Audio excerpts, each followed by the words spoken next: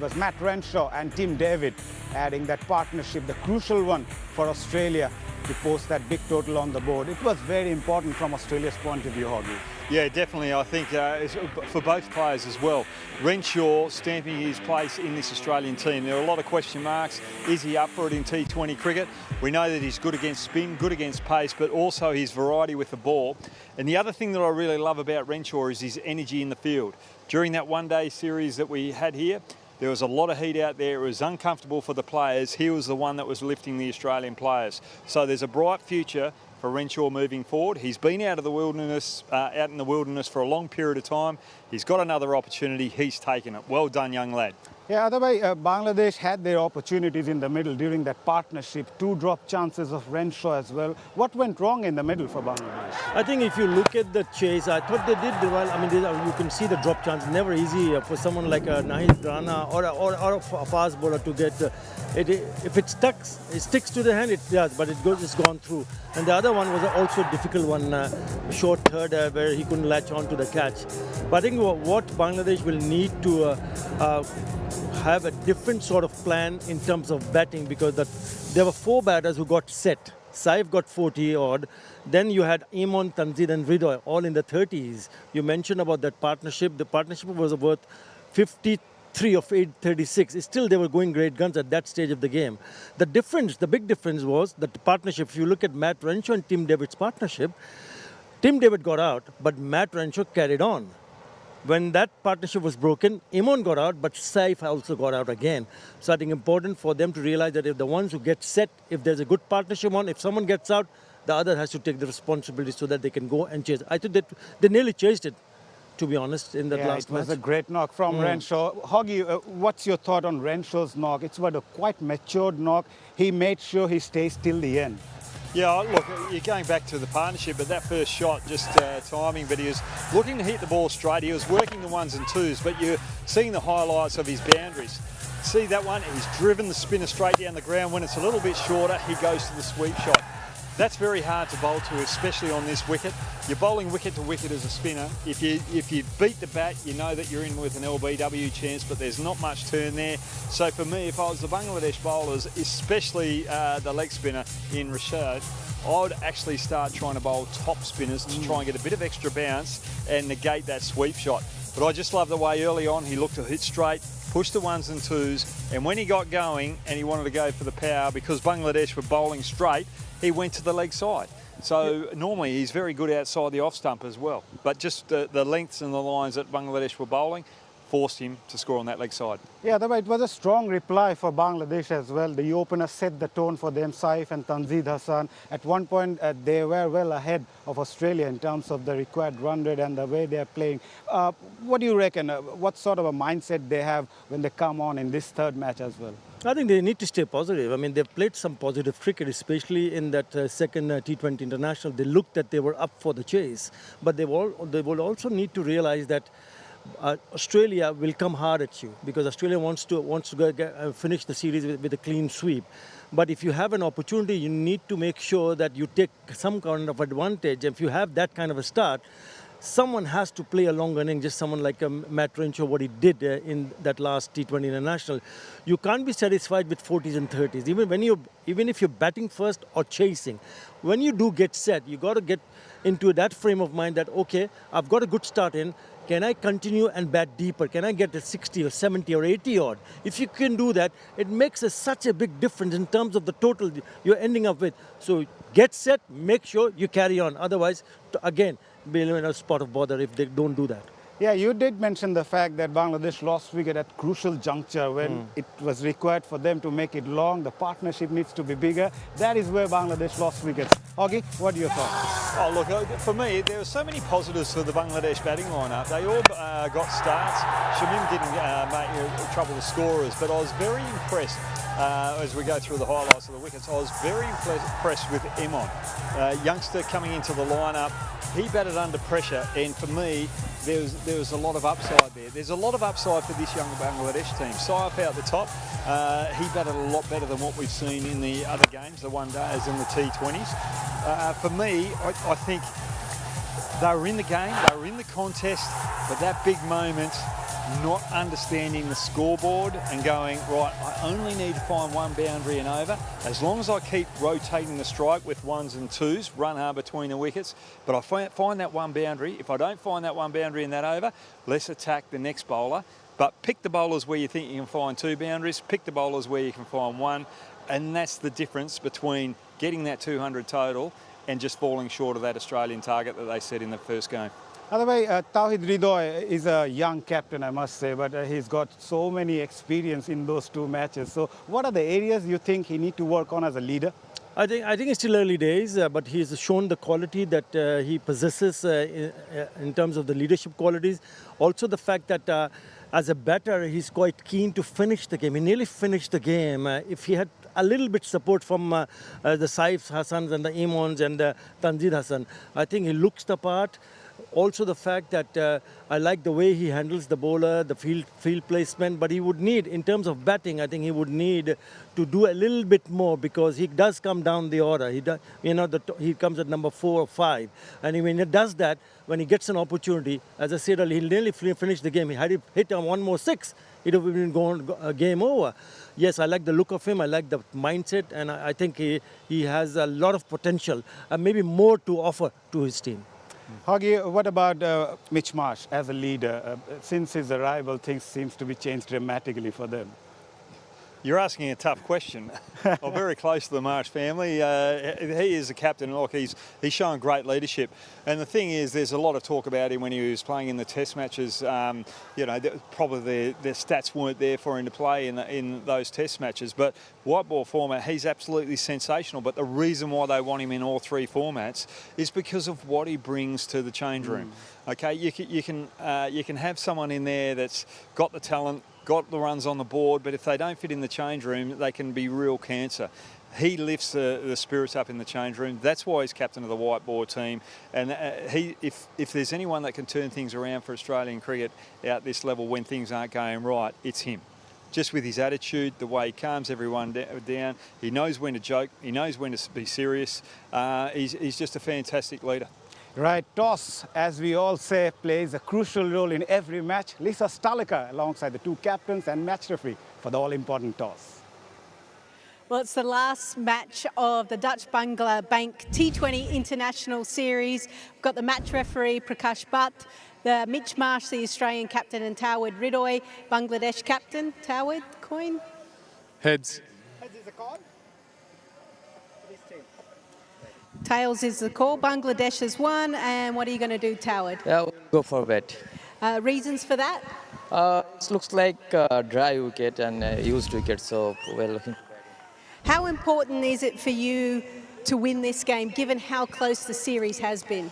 Look, this is a very important match for us, but we will try our best and we'll put some big score here. And any changes to your side? Mustafid and Saklai not playing.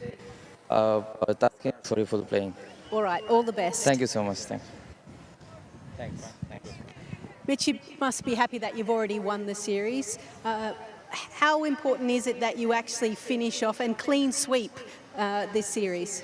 Yeah, look, I think it's every game that you play, we turn up today to try and win it. Obviously, the carrot of winning 3-0 and getting on a plane home is there for us, so about for today. Changes to your side? No change to our team. Okay, all the best. Thank you. I was expecting a change. So Bangladesh have won the toss and elected to bat.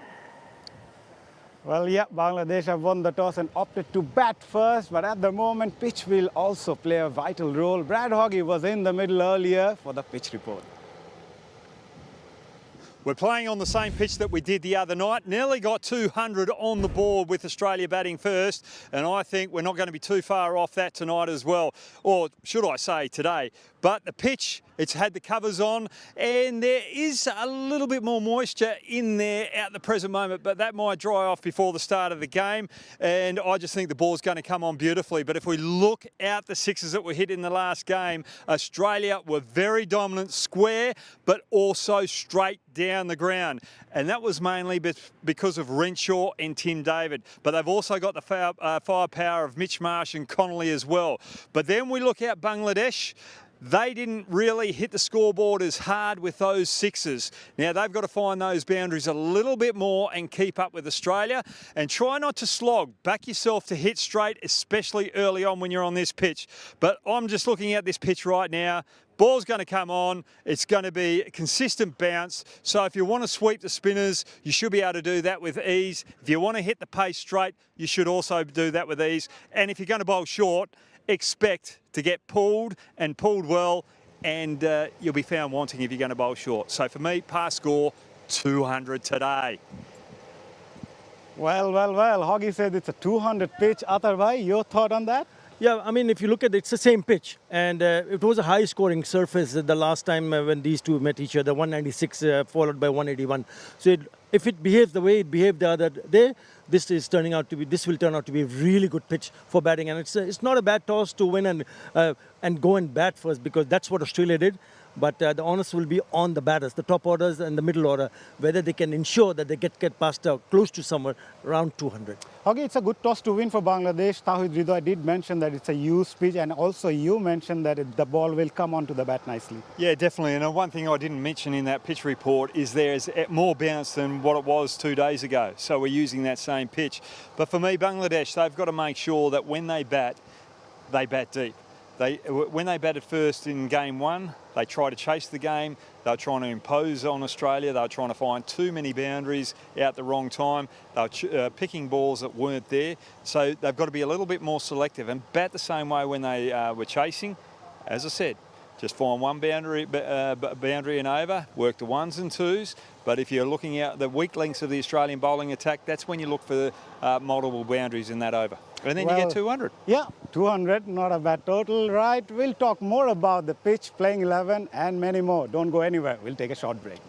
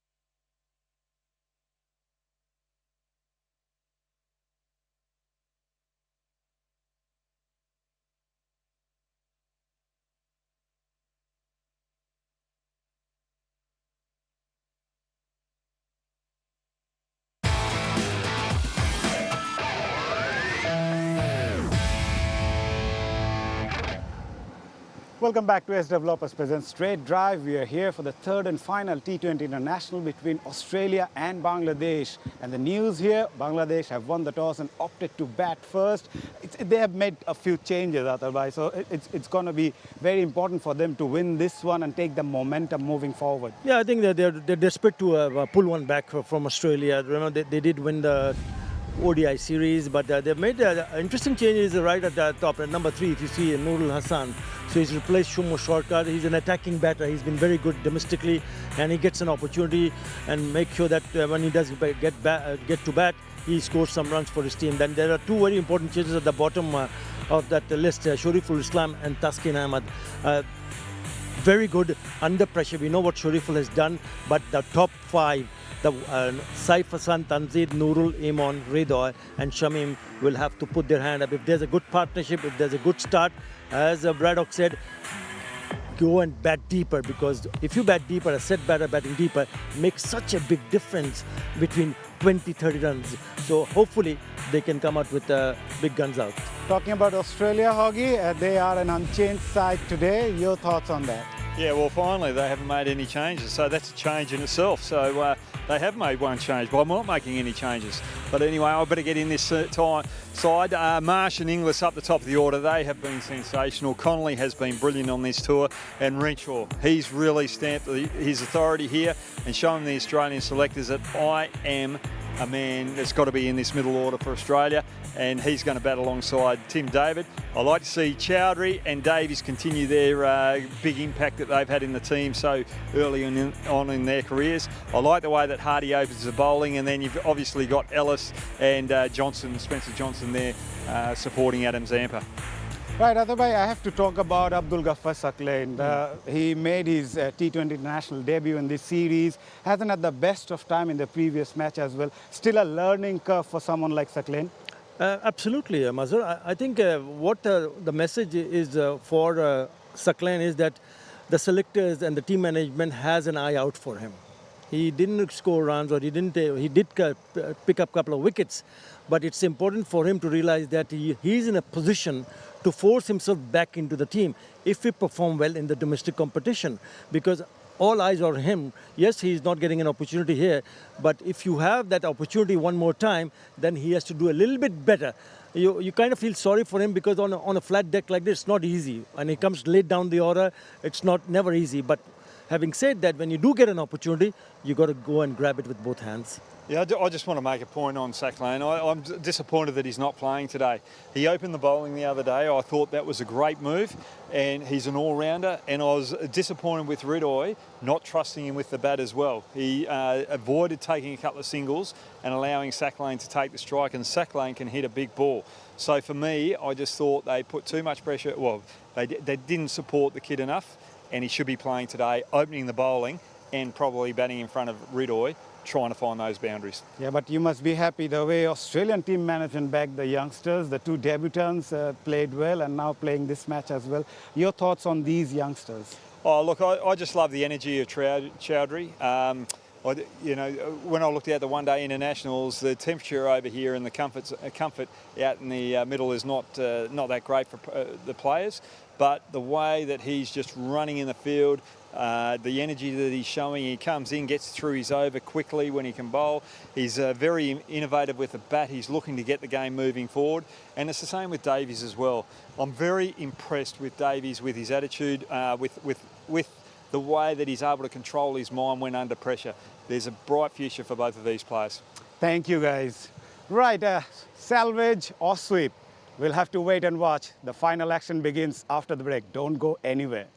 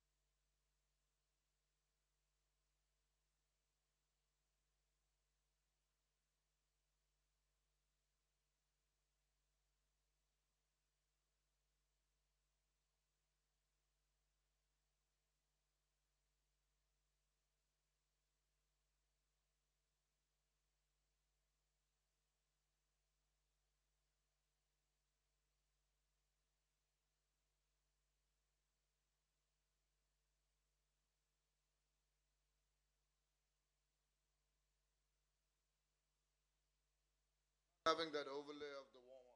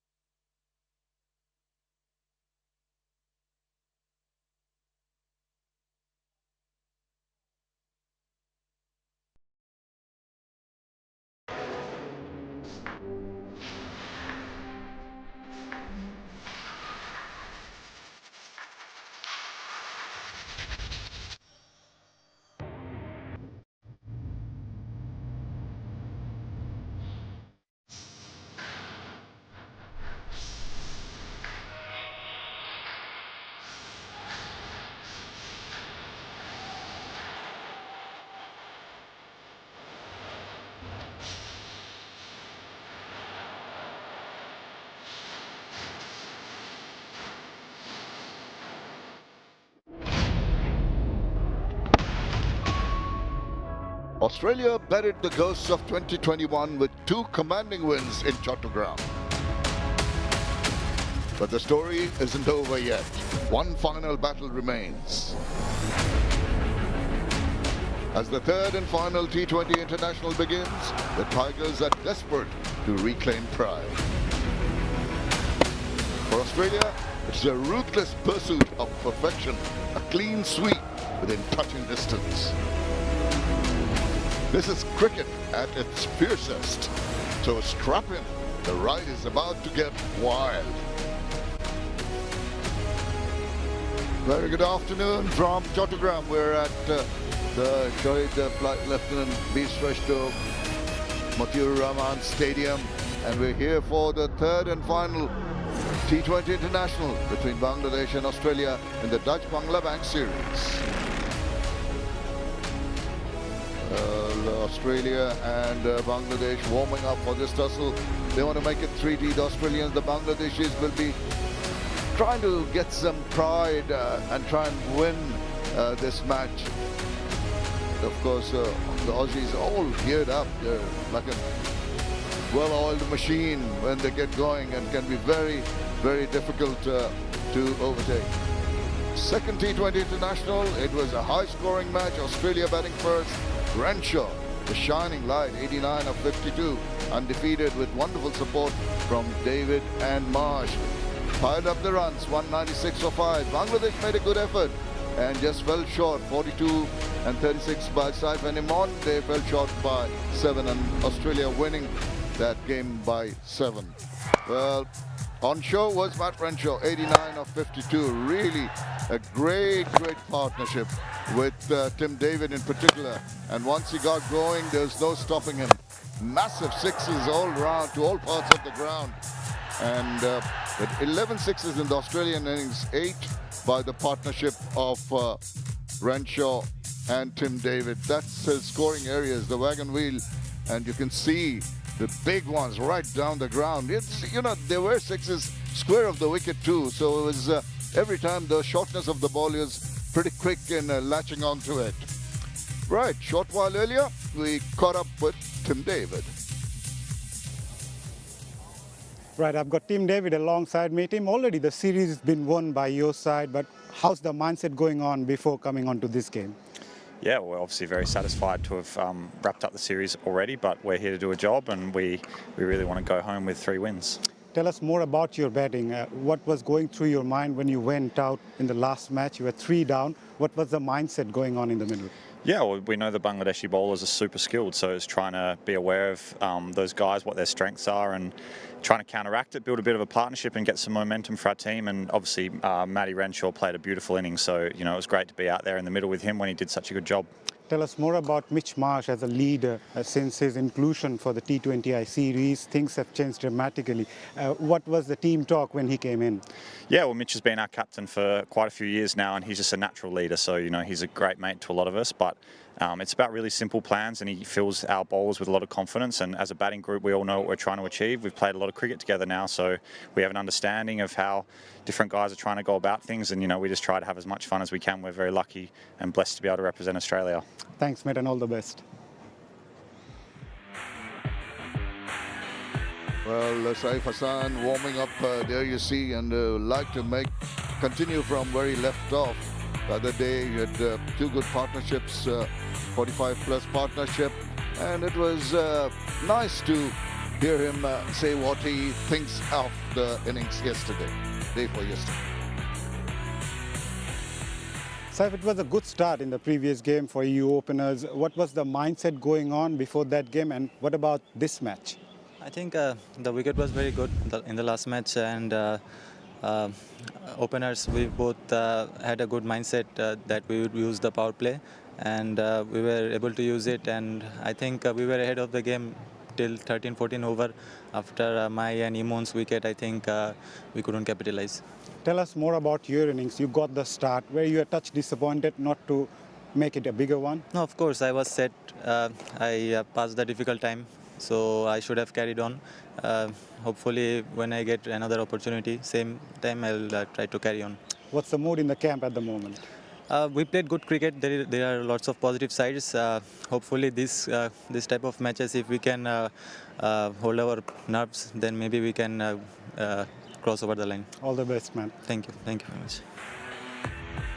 Well, short while earlier, the flip of the coin took place, and it was won by the Bangladesh skipper, who decided to bat first.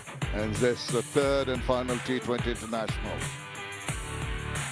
Look at the changes in the Bangladesh team. They've got three changes. Nurul Hassan, Sohan, Shariful Islam and Taskin Ahmed come in for Shoma Sharkar, Abdul Ghaffar Saklain and Mustafizur Rahman. And of course, it's a pleasure once again to have Lisa Stelika alongside me. Lisa, no changes in the Aussie squad, I see, or the Aussie team. Yeah, I was certainly surprised when Mitch Marsh said that. I thought it was an opportunity potentially to give some of the players that were sitting on the bench, but really, no doubt Marsh and Inglis, when they get out there to bat in the second innings, they'll want to perform well. But from a bowling point of view, Nathan Ellis was excellent in the last game. He only picked up the one wicket.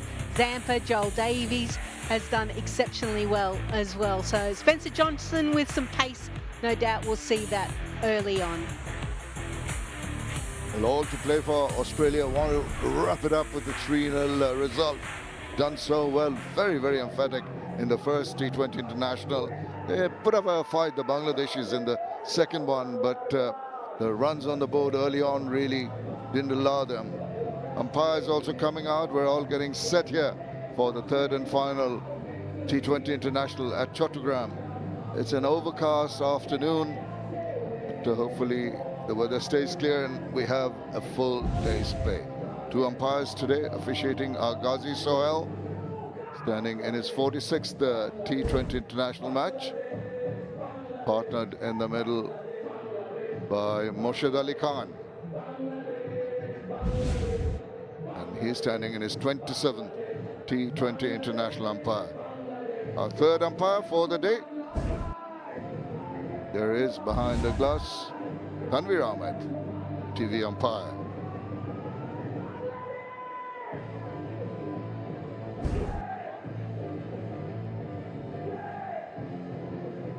And for this last match and right through the series, it's been Prakash Bhatt who's our match referee. All getting settled down here with Tanzid Hassan Tamim opening things up for Bangladesh. He got off to a flyer early on in the previous T20 international, but didn't carry on and score big runs.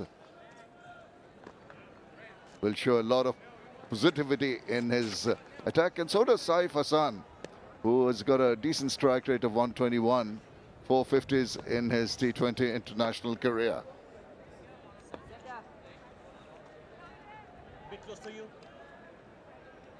Bangladesh were very happy with their start last T20, 72 runs within the first power play. A change already that we're seeing with the Australian team. No pace. It's Nikhil Chowdhury, the off spinner. How many opportunities he's actually opened the bowling in T20 cricket? I would say not too many. Yeah, Bangladesh do it quite often, particularly when Nasir Mohammed is playing, but this might be a bit of a different strategy by the skipper Mitch Marsh, and trying to entice the batters early. We're all set for the first ball of the third T20 International. Let's play with Dutch Bangla Bank. Fadeaway has driven it. And a tumbling take. Good effort. But there is a single for Bangladesh to start things off. Well, Sudarshan, who's our stats man, has informed me he opened the bowling 4 times for Hobart Hurricanes during the Big Bash last year. So, therefore, he's had some experience, more experience than I initially thought.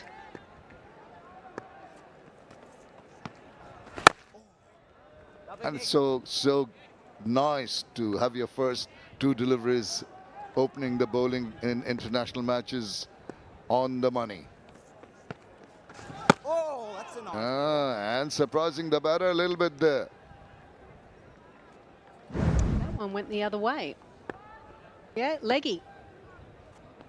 So he's got a few little skills, which is great to see. Off spin, leg spin. I guess mystery spinners, that's what we start to call all spinners. Well, you need that confidence in yourself and your skill sets. Once this time down, slight deviation down the leg side allows the single to be taken. I think Bangladeshi batters need to be wary of the fact that there won't be too much turn. Happy with that, Sam? Yeah. And that single by Saif Hassan has brought up his 1,000 runs, 1,000 runs in international cricket. All formats. Swung that away, just using the angle, gets the first boundary of the day. Tanzid Hassan does, and Bangladesh finished the first over, 6 without loss.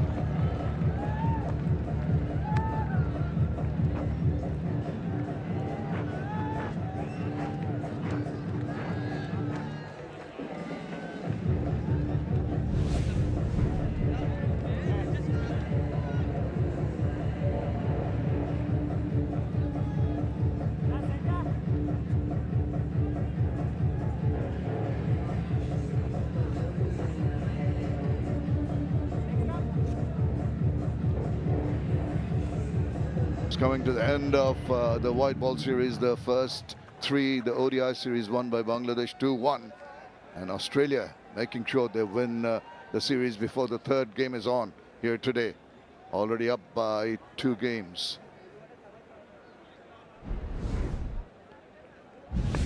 It's going to be Spencer Johnson, 15 wickets into his 11th match. On strike, Saif Hassan. It's a little tentative little prod forward. Well, the last ball of the previous over, just short down leg side, and that is asking to be hit, and Tanzid did not miss out. Had anywhere to really hit that ball and did so very efficiently.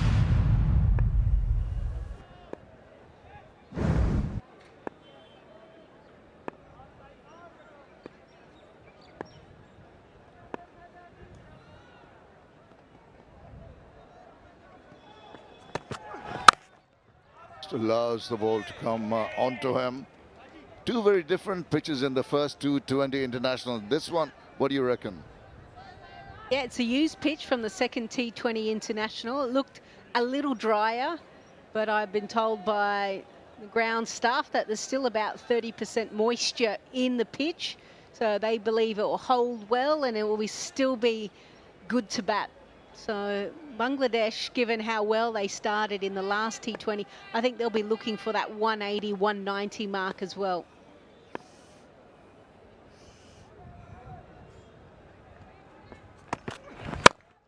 He's very, very fortunate there. Did it, they're going to have a little look.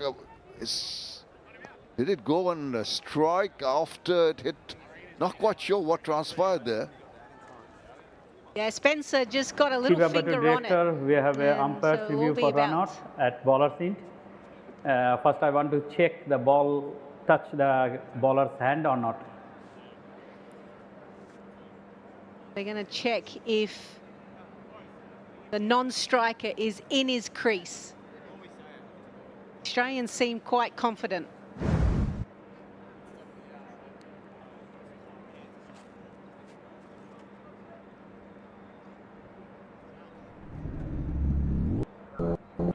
A satisfied ball touch the bowler's hand. Okay. Side angle place.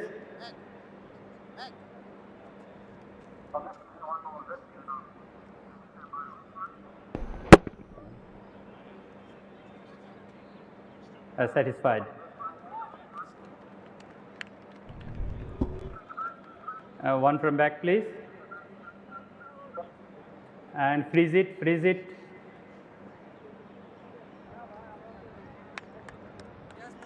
Satisfied. Batsman shot in his ground. Wicket working. I have a decision for big screen. Well, so his nexus pay, and it's going to be out. That is a very unfortunate manner in getting out. Just that little touch that made the difference, and he was caught short. Tanzid Hassan has to take the long walk back. After scoring 5, it's 6 for 1.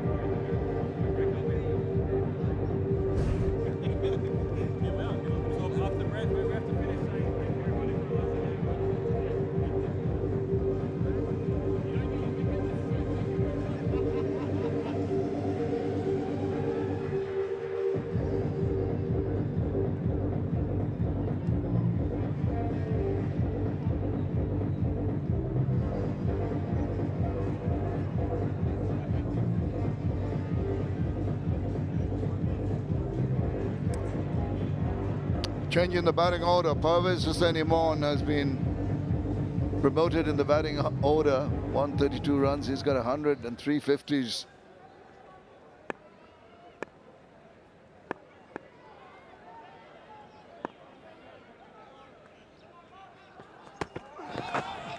Oh, down the leg side. A good take behind, but a wide nevertheless. Yeah, you hate to lose a wicket this way for Bangladesh, especially early on. But just take a look at Saif Hassan. When he hits it, he gets the inside chunk of the bat, so it comes back to the bowler. As a non-striker, you're not expecting that because the ball's supposed to be going out into the offside area.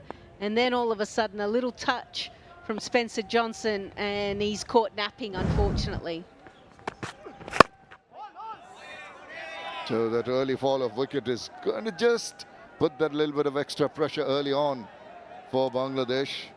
Let's have another look, just the fingertips. And he saw it and tried to recover, but caught short. Line belongs to the umpire. Yeah, Matt Renshaw, who's in that cover position, you could see him, he could see side on, and straight away he knew it was out. He kind of encouraged the rest of the team, no, we've got this wicket.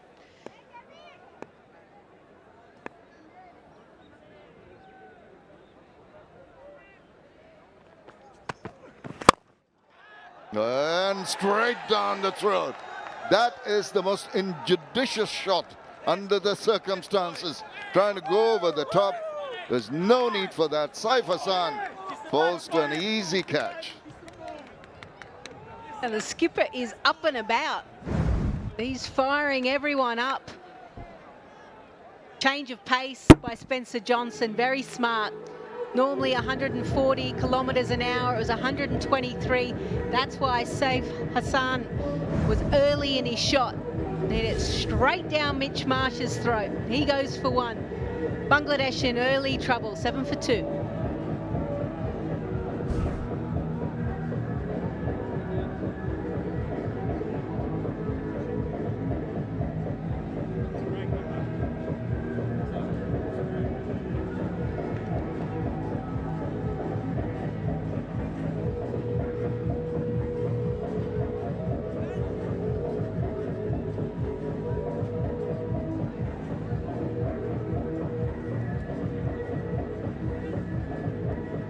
Bangladesh in a whole lot of trouble very early on in this third T20 international.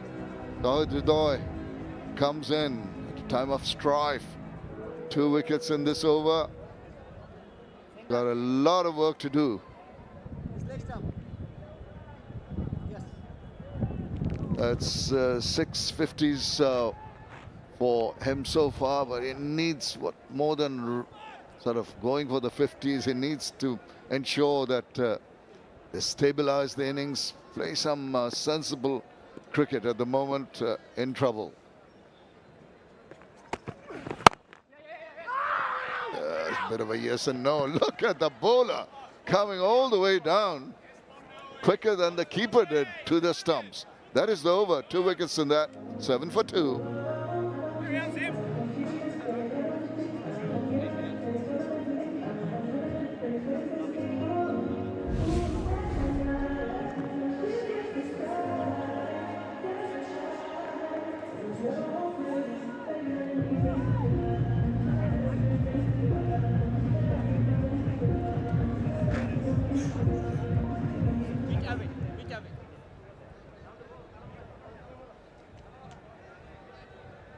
Toss one, and decision to bat first has not paid off for Bangladesh. Losing Tanzid Hassan and Saif Hassan, the 2 openers, back in the hutch. Both batters yet to open their accounts. And the one does open the account for Imran. Yeah, I mentioned change of pace. That was what really caused the false shot. To see how much further in front he is when he hits the ball. I think he genuinely thought it was there to be able to drive along the ground. It wasn't. Spencer Johnson is happy, and so was Mitch Marsh.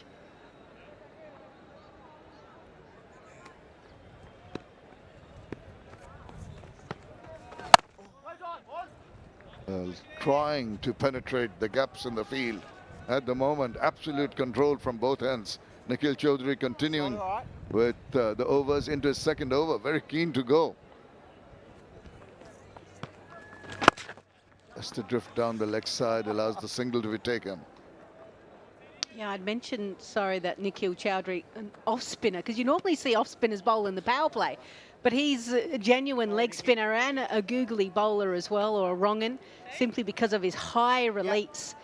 So it's very rare that you see a leg spinner open in T20.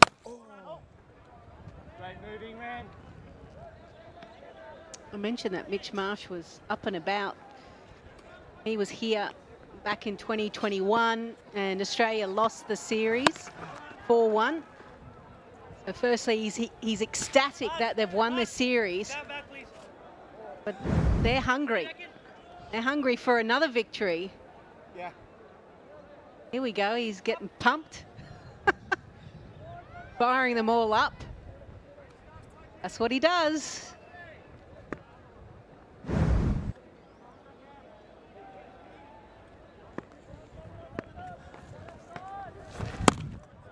Big heave-ho. Missed it completely. Another good over. It's 9 for 2.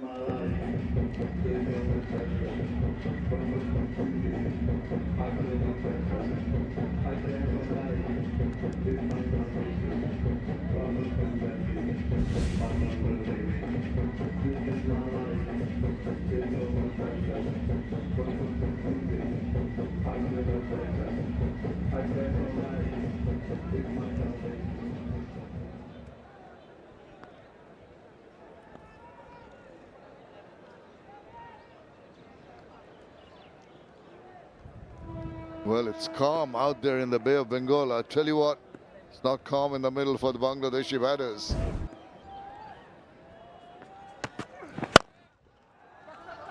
Once again, has to go and scurry through. Maybe, was it better at the non-strikers then? Not quite sure. I thought that was hitting. Yeah, Nathan Ellis, quick to get himself in the right position, but also a quick early call. You can understand why he went for the non-striker, because he was kind of a little bit slow off the mark, but it's further to throw, therefore gives him a bit more time to get in.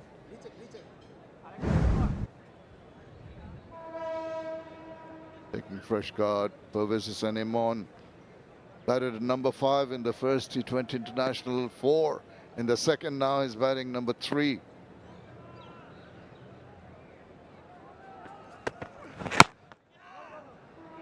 Not really giving anything away, with some excellent bowling.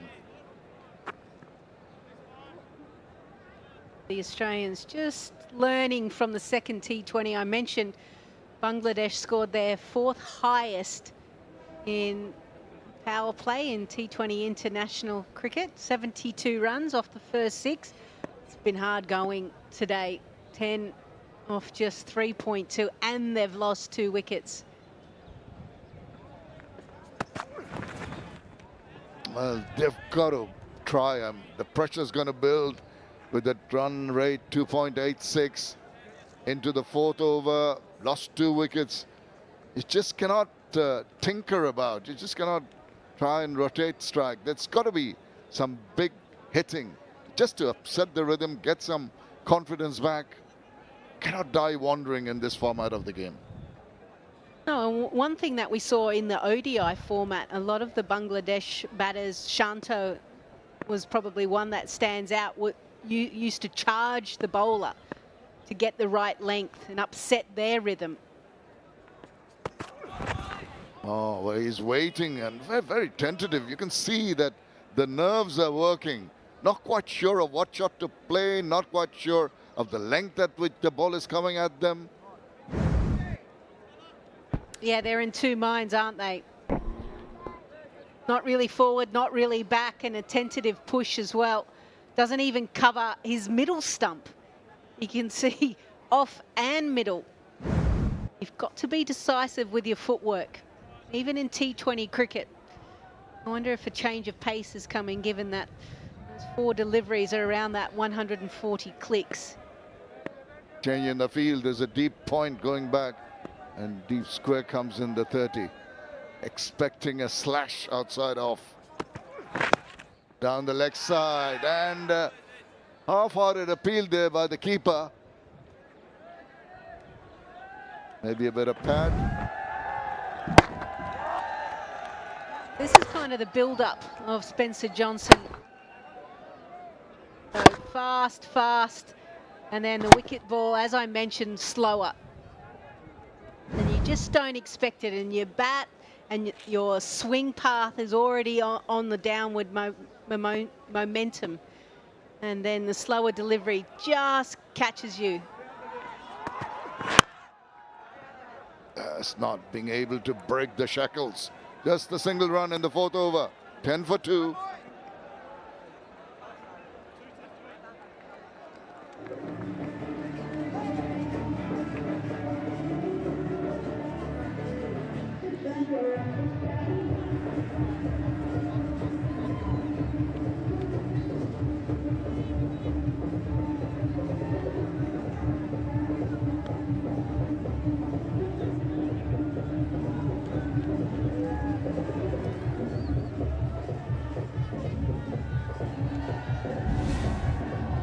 Bangladesh have got a lot of work to do. Look at those 18 dot balls. Only managed 1-4 so far in the 4 overs. Under huge amount of duress. How can they come out of it? If anyone can, it could be Tawhid Hridoy. Nathan Ellis.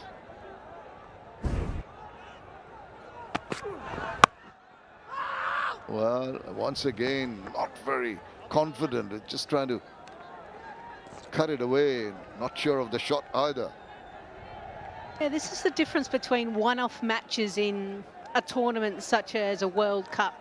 When you start to play a team regularly, yeah, the first game was tight, the second game was tight, but sometimes the opposition or a certain side starts to show a bit more dominance, and it's the continual coming at you. So round 3 here. Once again, not getting it away, just manages a single. Well, Lisa, you must be pretty happy with what the Aussies have done today, finishing it off on a high. And you're, of course, you've been here before, but you're leaving us today. I hope you've enjoyed your trip. Yeah, I've absolutely loved being here and working with you guys, and also coming to different places as well here in Bangladesh. And I've been certainly impressed with how Bangladesh have gone about playing in this white ball series, and I look forward to them travelling to Australia for the test matches in August. And that's not just happening at all. You have to be proactive, but at the moment, they're in two minds, even while they're playing their shots. Lack of confidence, those two early wickets have really pegged back Bangladesh.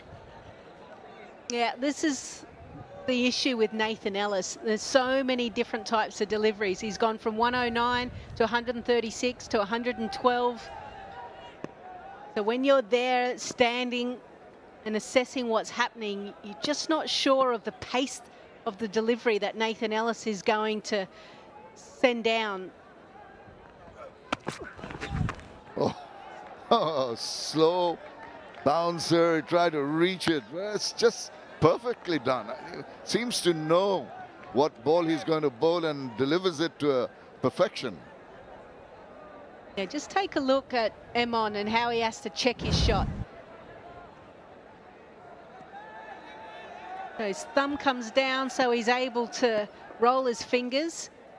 Emon picks up the length, yes, gets in right position, and then, oh, no, it's still not there. Then has to hold, and then it's very hard to find the ball.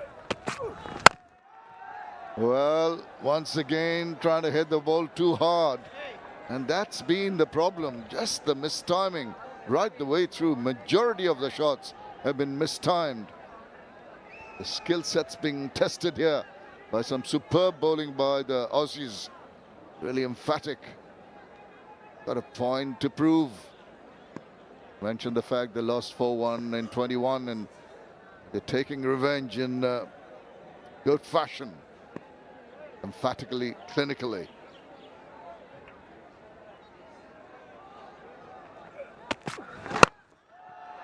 Well, there's a chance of a catch here. And the third wicket has fallen. It was on the cards. They're getting bogged down, forced into playing shots that could have been avoided. Bangladesh on the mat right now at 11-4-3. Oh dear, this is a horrible start by Bangladesh. The top order have not fired one bit. Low full toss, does not get it out of the middle. And Joel Davies in mid-wicket comes around to his right, takes it comfortably. So the Australians are up and about at the moment. Emon departs for one of 13 deliveries. Bangladesh are reeling at 11-3.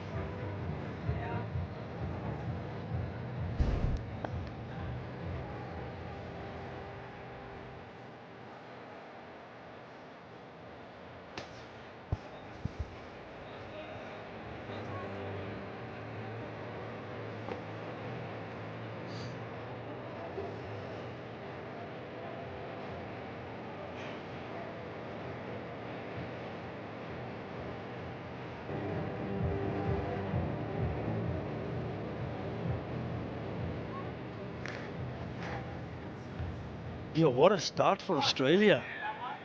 It was Bangladesh who won the toss and decided to bat first. In comes Nurul Hassan, his first game in the series. And he's come at a time when Bangladesh are struggling to put bat to ball even. Not that they struggle to rotate strike, and but the way they've got themselves out, I mean, have a look at that shot. It was a low full toss. He just couldn't put it away. And a very good catch. Davies taking a really good catch. So already they're 3 down. And we heard the earlier commentators, Lisa, mentioning that Bangladesh really good with the bat in the power play, 72 in the first 6 overs. And this is the same surface. And I've got a gentleman right next to me who did the pitch report. He thought it was going to be a very good batting surface. It hasn't happened. Hello, Brad Hogg. Well, it's not my fault that players have thrown their wickets away. Now this is a good one. It just will go across finally after 25 deliveries. Nurul Hassan picks up a boundary, opened his account of the very first one. This is a good one from Nurul Hassan. Davies coming with the attack. Australia well on top. Just a little loosener there. He'd be a little disappointed with that. But still pressure on Nurul, even though he's got that first 4 away. Yeah, now they need to find some kind of momentum here, because 3 down so quickly. Important that they have a bit of a conversation, both the batters in the middle, how to do their job, how to go forward from here. Oh, nice. So they need to play some smart cricket, some sensible cricket. Important that they get the hang of the surface. That might be on a little bit on the slower side. Run rate is under 3 runs and over. This is the T20 International, 16 for 3. Now they'll have a chat. As a skipper, what you will be telling the boys if you were in the batting dressing room, Brad? Well, you've prepared. You go out and bat the way that you've prepared. If you've got to adjust, you've got to adjust. And that's the sign of good coaching. Yes, you've got your game plan, but then it becomes situational awareness. So you have to learn to adapt, and that's the art of coaching. Yes, you've got your main game plan there, but how do you adapt under pressure? So both players out there had a bit of experience out in international cricket. Ridoy, he batted well in the one-day internationals under pressure. Can he do it in the T20 format as well? He's batting a little higher than what we saw in the first 2 T20s. He's captaining the team. This is the time for a leader to stand up.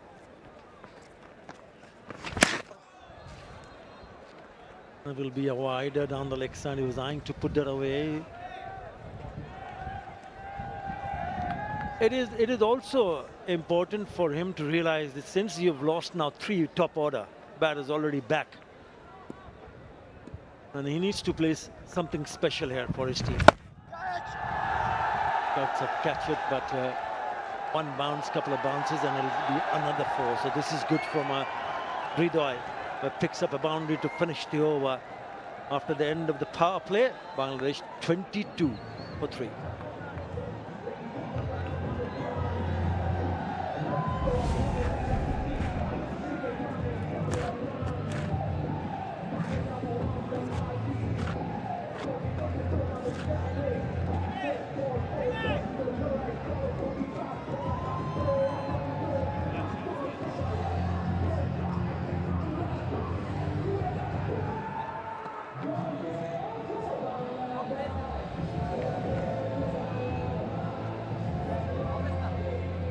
Off stump. Big ball. Off. 11 runs in the previous over, and it adds 11 in the previous 4 overs. 22 in the power play. They've also lost 3 wickets. Australia is putting on a show here, Brad. Well, they are. Last ball of the previous over. We're going to highlight that. Ridoy with Davies. He's just trying to overhit the ball. There's no timing there. He seems rushed. He seems under pressure. We weren't seeing that in the one-day internationals. Had more time. He was stroking the ball, but in this T20 format, he's just trying to overhit it. Yeah, they need to be spot on in terms of shot selection, confirmation, power play done. And the Bangladesh batters managed to pick up a couple of boundaries in the previous over. Oh. There's no slip in place. Could have been a little bit more attacking at this stage of the game for sure. It's buys. I still feel that there is a bit of turn and grip for the spinners. It's just a beautiful piece of bowling from Chowdhury. When it's too good for the keeper, what hope has the batsman got?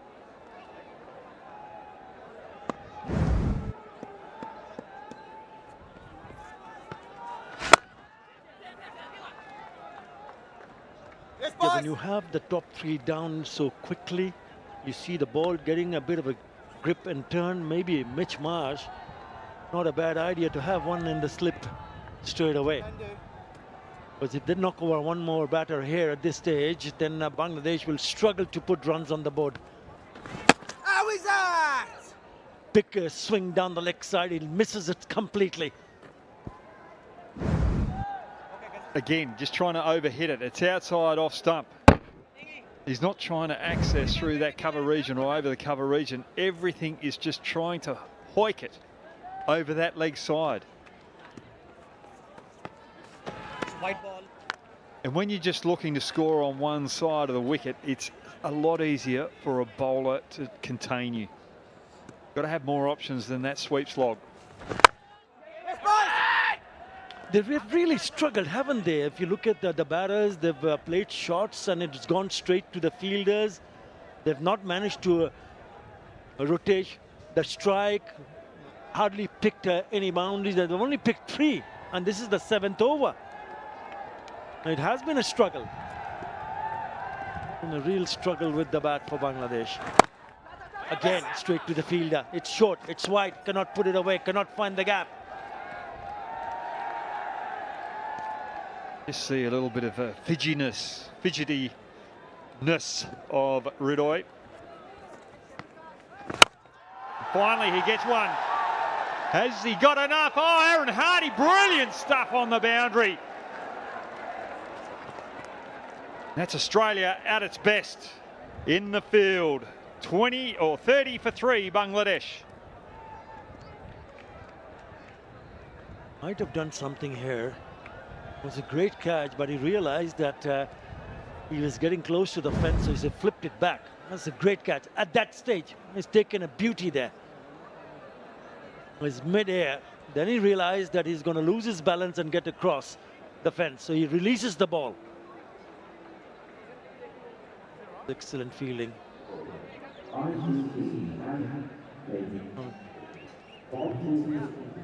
Just checking the boundary. It looks okay. I think he's done brilliantly there.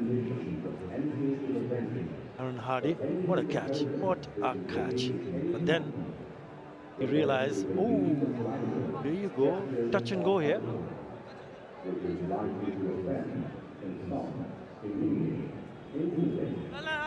Does he releases the ball before the right foot touches the strike? Cushions, the boundary cushions.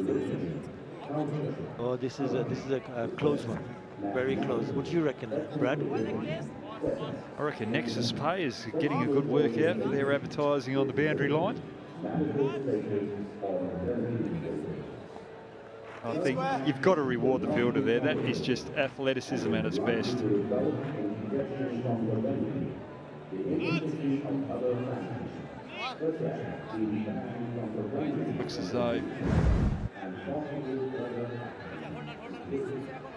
Looks as though it is a 6.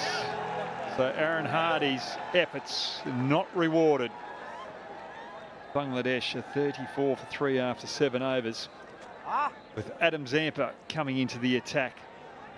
150 wickets is achieved in international cricket. He got those 150 with a 3 for in the first T20 international. Adam Zampa straight away beats the bat.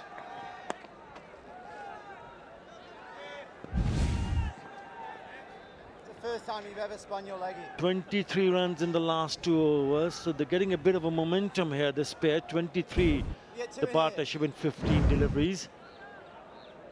This is the first delivery from Adam Zampa. Look at that turn, look at that sharp turn. Got a little bit more for the spinners today.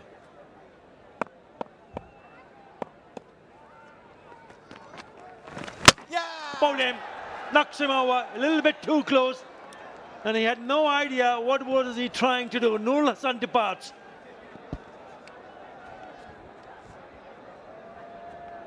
.350 international wickets for Adam Zampa.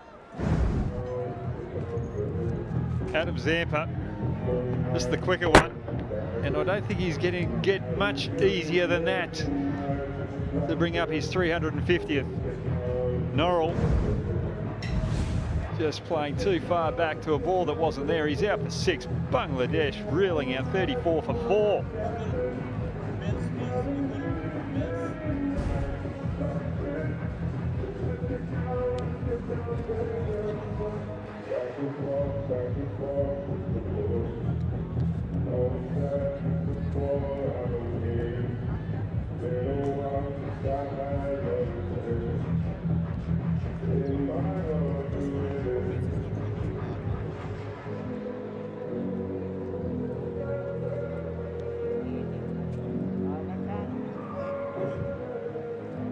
Shamim Hussain walks in. Bangladesh are in all sorts of trouble. He's picked up a 50 in this format. For the international, he needs to find some form here, because if he doesn't, then more trouble. This is what Nurul Hassan just went across, went between the legs. He wanted to pull it, it kept low. Yes, it did keep low, but the wrong shot selection. Well, it did keep low. It was short. And when I was looking out the pitch, I didn't want to highlight it, but there were just 2 little spots either end of the ground where it was a penny, just a little coin, where there was just a little softness there, and it might have just hit that spot out the Dutch Bangla bank end. Oh, that's a nice ball. And Bangladesh have had their struggles just playing and missing. Australia have just bowled too well. Johnson was sensational with the new ball, and Ellis was just all over Emon. He had no idea. Change of pace, change of trajectory. It's brilliant bowling by Australia. Oh, nice. They've really struggled, haven't they? 32 dots so far, or out of 45 deliveries that has been bowled. That's how tough it has been for Bangladesh. And even if looking at that dismissal of Nurul Hassan, I'd like to know from side on whether how short that was, whether he was going okay, to realize that had it not gone a little bit low, yes, it did keep low, but was that short enough for him to try to pull it away towards the mid-wicket? Adam Zampa has been excellent. He's been very accurate. Doesn't matter if it's short or full. He's almost every time on the stumps. Wicket in his second delivery, and not a single run in the 4 deliveries that he has bowled so far. Yes, now. It's a wicket maiden. Wow. What a start for Adam Zampa. 8 down now in 8 overs. Bangladesh 34 for 4.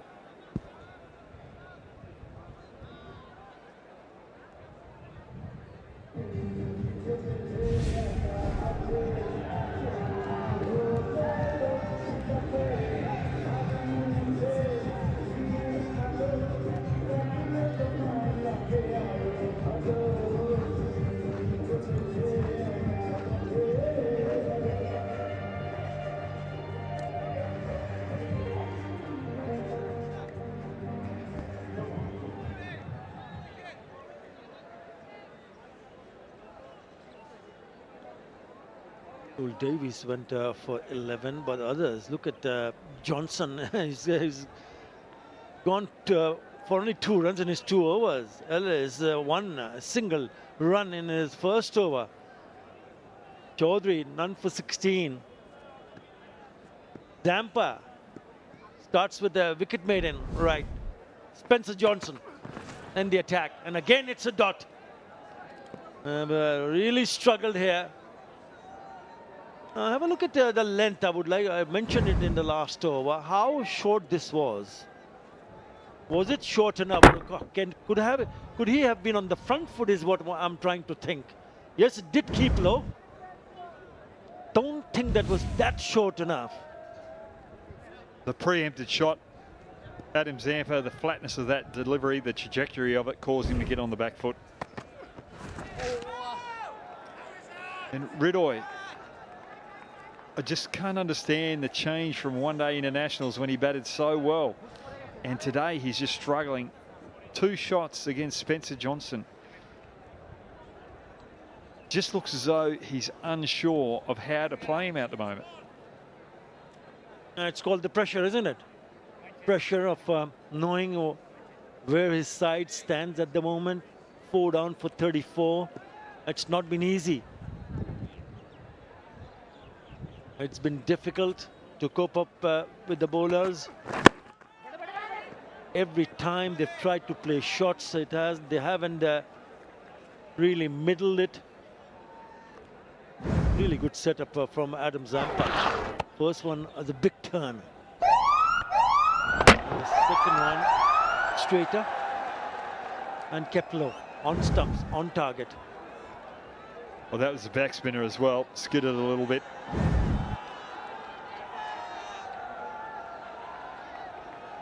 Bangladesh will be happy with that. You're talking about pressure, Matiur. I've just been very impressed with the way that you've handled the pressure on the golf course. First day, you really struggled, but you just come back well. You might have to go and talk to the Bangladesh batsman how to handle the pressure. More pressure, gone, one more. It's a free hit, oh God, I just got carried away. You forced me to think about golf instead of cricket. That's a good Australian. That's the way that we manipulate your mind, Matiur.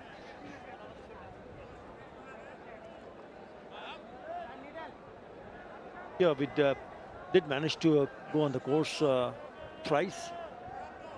You didn't turn up next 2 days. Lisa was kind enough to accompany me to the golf course. She played a brilliant round the other day, yesterday. Very good. It was too good for you. Too good for you. And you as well. I wouldn't say that. I can share the scorecard. Now then, is there a neck? Oh my God! Yes, there is. Shamim Hussain, what have you done? It looked like he was in a position to put that away, and gets a faint inside edge, and is gone for naught. So another one goes. A little bit more extra bounce in this wicket than 2 days ago. Johnson is exploiting it. Rolling the fingers over that delivery. The shot was there, but the execution wasn't. Shamim out for a duck. Bangladesh 36 for 5.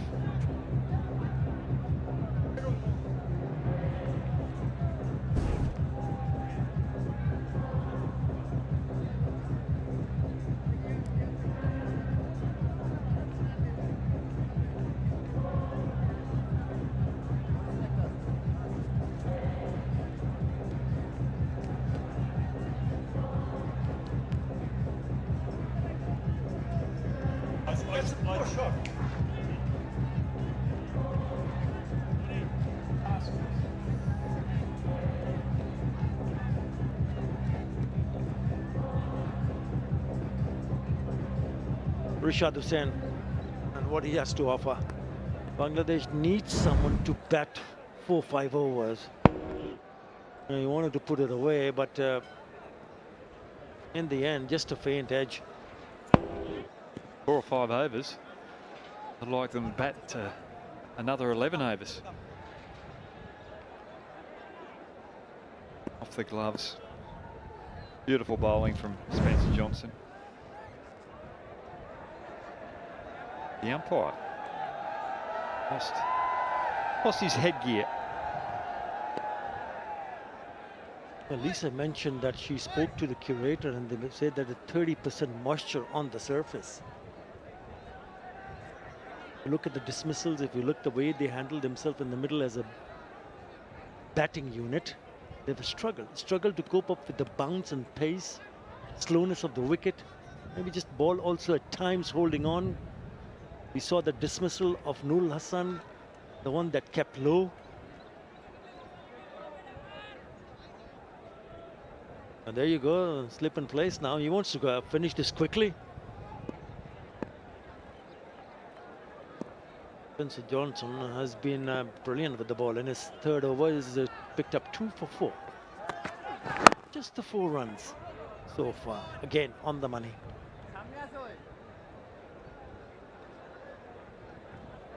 Bangladesh would be very disappointed with this. They beat Australia in one-day international series. They won 2 games there.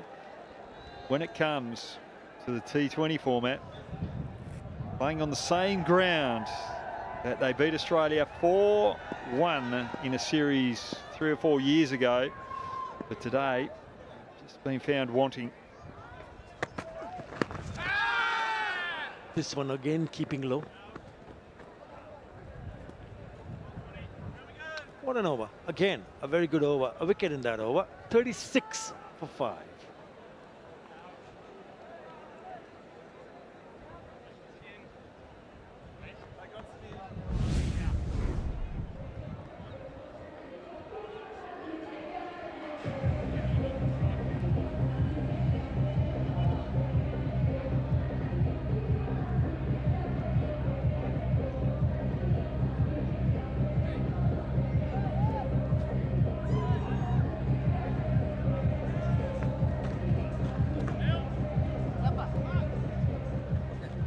Yeah, last ball was a leg by, a single, so the score is 37 for 5 after 9.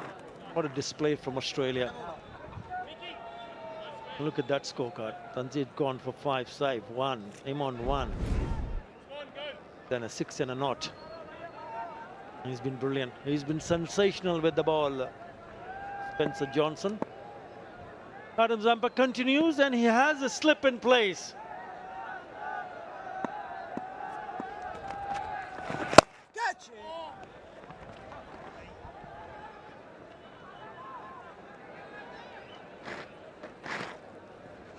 Yes, it's good to see your first slip in place, but I'm disappointed that I'm seeing Bartlett there, not Aaron Hardy. So Aaron Hardy seems to be on the bench. Bartlett is the sub fielder. So hopefully Aaron Hardy is okay.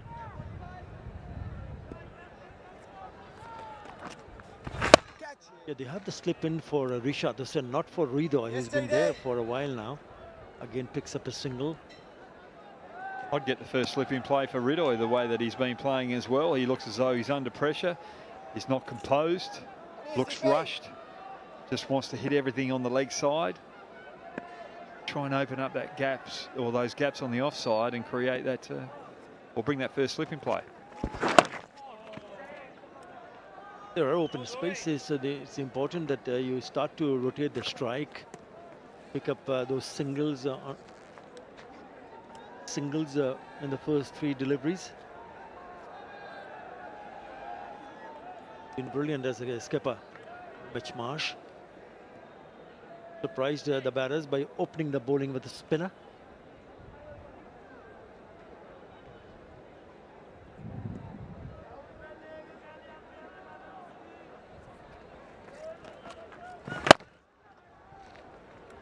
He usually does bowl full, but when it's that full, then it's easy for Ridoy to just hit it down the ground for another single. It's been good from Bangladesh. 4 singles in the first 4 deliveries. That's Adam Zampa's strength. He tries to bowl as full as he can so that the batsman can't get underneath it.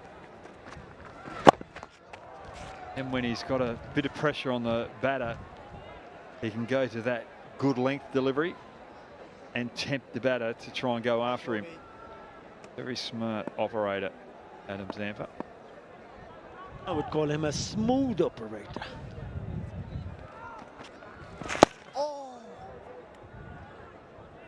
Finishes off with 5 singles in that over. At halfway stage, Bangladesh 42 for 5. And time for drinks.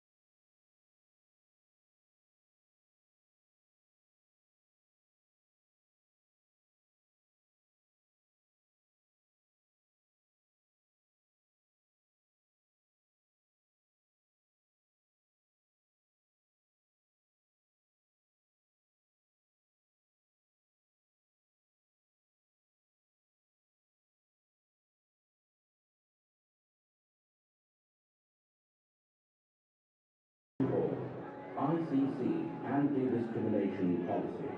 Policy statement on inappropriate conduct. It shall be a breach of the terms and conditions of entry to the venue for any ticket holder to engage in any conduct, whether through the use of language, gestures or otherwise, which is likely to offend, insult, humiliate, intimidate, threaten, disparage, or vilify any other person. Well, half the innings gone and Bangladesh are still paying for the opening damage. This is no longer about acceleration. It is about finding something to defend for Bangladesh, as they kept losing wickets in the halfway through the mark of this innings. Saif Hassan was the first to depart. Straightforward catch for Mitch Marsh. And then some very good fielding and catching from the Aussies. Nur Hassan Chauhan getting an opportunity and missed it completely. Adam Zampa picking up his 350th international wicket. As Australia dominating the proceedings here in Chattogram. Skipper Tawhid Ridoy still in the middle. 17 of 18. Rishad Hussain 3 of 6. 5 of the batters are back in the hut, as I'm joined by Lisa Stalika. What should we say, Lisa? Well, certainly the Australians have come out all guns blazing, even though that they've won the T20 International Series 2-0. You could have thought maybe they could take their foot off the accelerator, but that certainly hasn't been the case. Spencer Johnson has been exceptional. 3 overs, 16 dots, 2 for 4, if you don't mind. So been excellent from all of the bowlers, and they'll want to ensure that they finish it off this second 10 overs and see how quickly they can wrap it up. Yeah, Dutch Bangla Bank is the title and ground sponsor of the Australia versus Bangladesh series. Dutch Bangla Bank is a pioneering financial institution dedicated to driving digital banking and financial inclusion across the nation. But Bangladesh at the moment needs some stability in the middle. 10 more overs to go, 5 wickets in hand. They must post something on the board for the bowlers to fight for. Davies replaces Johnson here.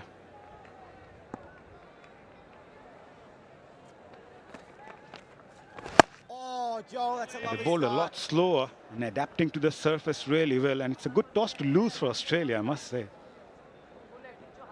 Yeah, to a certain degree. catch. Was in the air. Fielder does well, but not well enough. Tim David was there at long on. Did all the hard work. Not enough balance in the end. Yeah, he saw the ball escaping him over the boundary, so he made a quick leap. He actually took the catch, but his flick back into play, unfortunately, just didn't have enough oomph to get it back over the rope.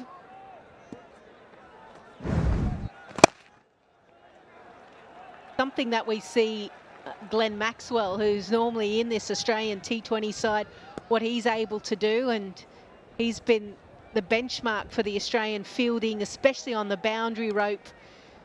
in understanding where the cushion is and how to manipulate your body over it and then be able to flick the ball back.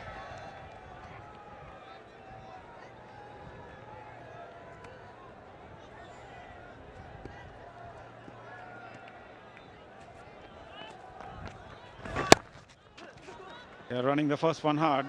No, they'll have to settle for one, but what an attempt there by Tim David. I think the main thing to keep in mind for young kids that want to do this, first try and catch the ball.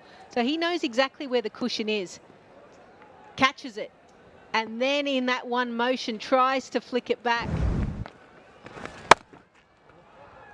Very hard to do. So you've got Aaron Hardy, you've got Tim David, you've got tall, strong athletes around the boundary rope, manning that area.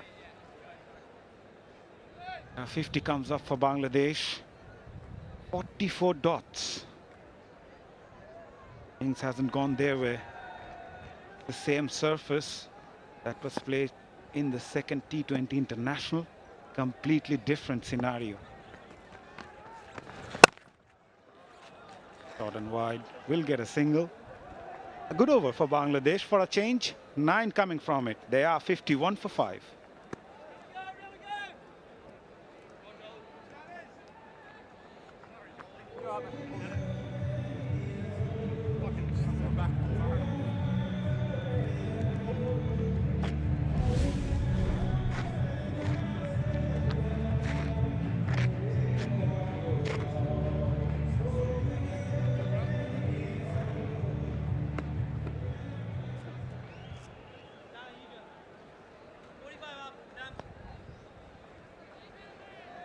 Their last over has been good for Bangladesh. They need some more of those. They've already lost 5 wickets. Nikhil Chaudhary comes in. Wide given. Yeah, you mentioned about the pitch and maybe a good toss to lose. I think on a drier surface that's going to be baking in the sun, you absolutely want to win the toss and bat. And you want to be able to post something around the vicinity of 160, 170, 180 maybe. And then your spin bowlers can do the work. Even your fast bowling men can have cutters into the pitch. We've seen how much it's been able to turn and grip in the surface. But unfortunately, Bangladesh have lost too many early wickets, which means they are really behind the 8 ball. Nicely cut away, finds the gap. Some sort of positivity for Bangladesh from the bat of skipper Tauhid Ridoy. Yeah, Ridoy must be frustrated that they're in this position, but he's got an opportunity to see if they can score 8, 9 runs and over, get up to that 130 mark. And if they're going to do that, they've got to find at least 1, maybe 2 boundaries in the over, and then ensure that they rotate the strike. Chaudhary is bowling a lot quicker onto his 90s compared to Davis and Adam Zampa. He's a lot quicker. Way to the fielder, but still gets a single.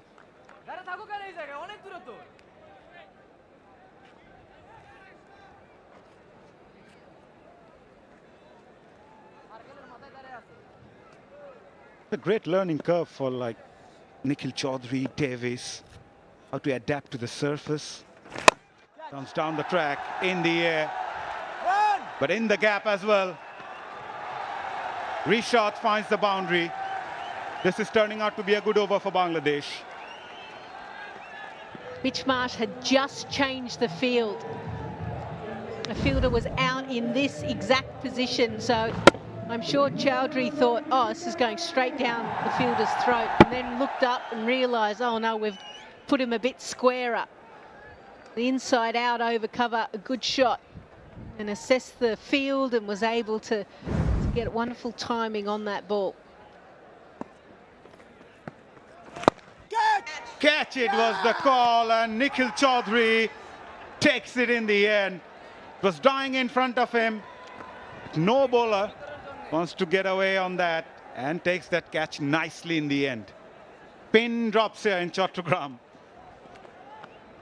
He's not a huge turner of the ball, but it shows you the surface and also the closing of the face. Just looking for a cheeky little single. Last ball, doesn't get it. Leading edge, Chowdhury awake and alert to be able to get himself in position.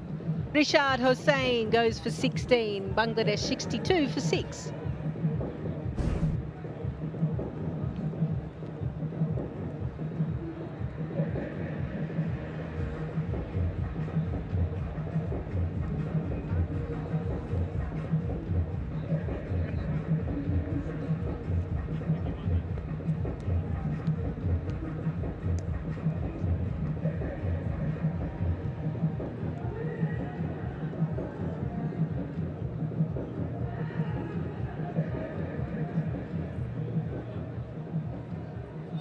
Things are getting from bad to worse for Bangladesh. 62 for 6, 8 more overs to go. In comes Nasum Ahmed. As many might say, the pitch is on the slower slide, or maybe a bit difficult, but still, the batters are themselves to blame. Rishad Hussain closing the face of the bat a bit too early, and Nikhil Chaudhary does the rest.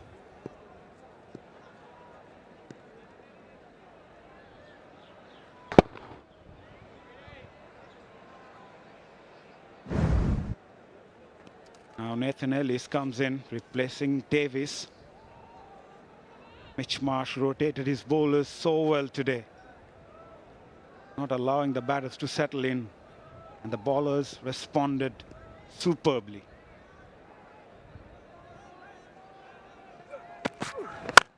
Gives it a charge straight to the fielder. Connection was good, not the placement. I was mentioning earlier, and I think a few other comms were talking about it, you know, this is the joys of bilateral cricket. You meet the same opposition game after game after game, and it's almost like they figure you out. You can't hide anymore. And this is the Australian team that is almost grinding the opposition.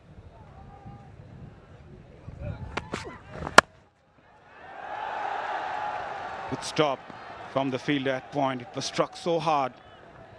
Does really well. Ridoy will get a couple.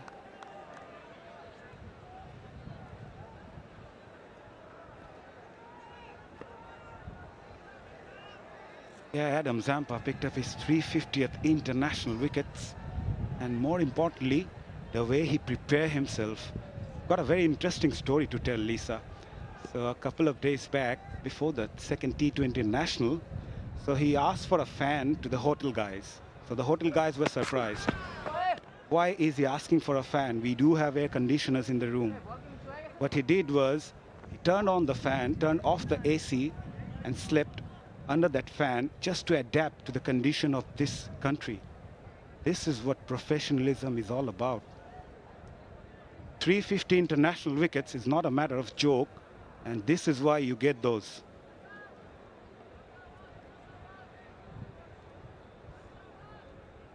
It's one way of acclimatizing. The cheaper way as well.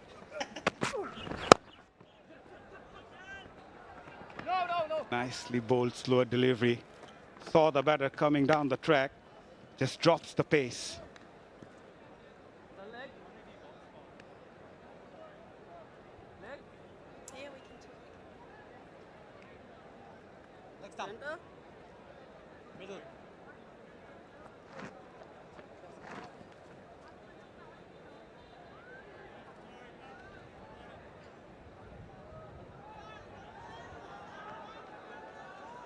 Just one fielder on the onside, inside the ring, at short fine leg.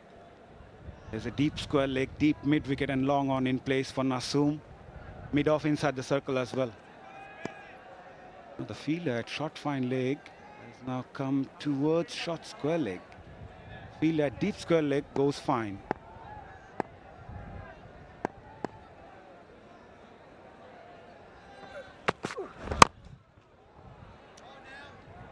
Oh, Nikhil Chaudhary, he's bowled out 1 for 27 of his 4 overs. And it was a great opportunity for him to open the bowling as well. Only the 45th time that Australia have opened with spin out of, I think, what, over 200 T20 internationals.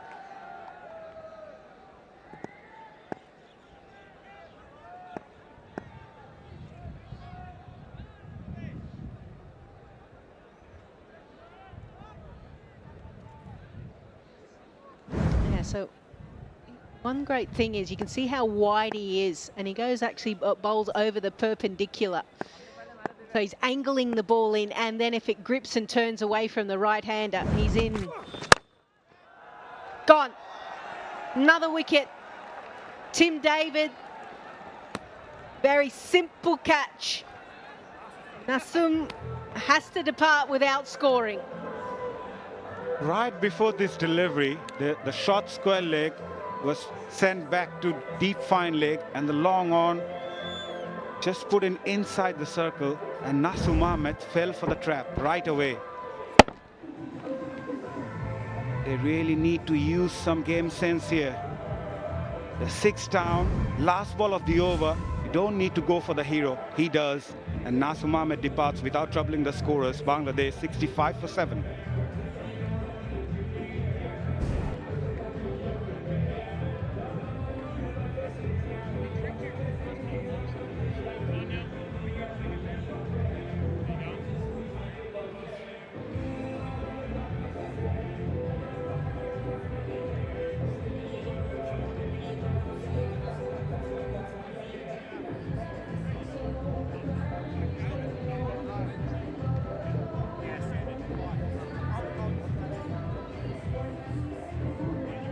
Well, Bangladesh are on their knees, 65 for 7 after 13.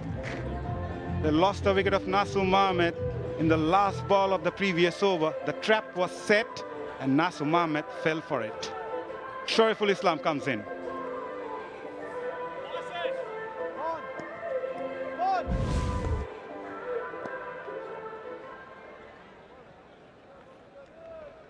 Keeper Tawhid Ridha at the other end must take the responsibility here to take the bulk of strike. Renshaw comes in. As Lisa said, the man with the golden arm.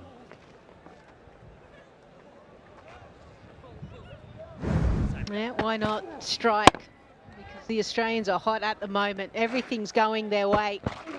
To be fair, it's some poor shot selection there by Bangladesh's top order has put them in a world of pain. Lots of smiles. Renshaw, player of the match performance last game. Runs, wicket. And I think he was telling us as he was kind of coming off and going to the press conference, he goes, I was getting a little bit of stick by some of the Bangladesh players saying that I was just a part-timer. I said, oh, good. Good to hear that bit of banter is being thrown around. So yeah, he came up with a very good answer to them. A bright prospect for Australia. Good to see Mitch Marsh rotating his bowlers and bringing in Renshaw, despite the fact that the other bowlers are among the wickets and also bowling quite economically, but still giving him that opportunity to roll his arms. Maybe keeping him in mind for the future purpose as well. Back, stay there. Thanks, Josh. We won't see him with ball in hand anymore. Too many injuries. Wants to keep playing. Thought that was a convincing shot, but I think going down the leg side. Close thing around here, Renshaw. Carrying his pace nicely. Making life even more difficult. Takes that on the full. Will get a single. 4 coming from it. After 14, Bangladesh 69 for 7.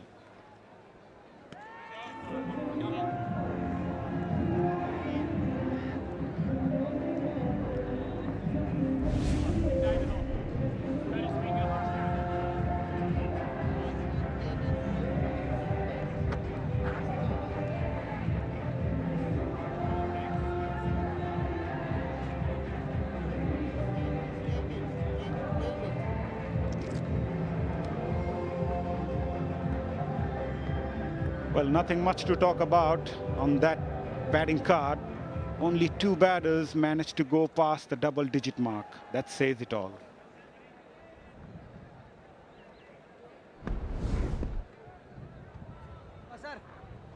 Now Hardy comes in, Aaron Hardy. Yeah, they're enjoying their time in the middle. And obviously having a look at the options. He has Mitch Marsh, best of 3 for 21. Came back in sharply, good start. Completely caught Shoriful off guard.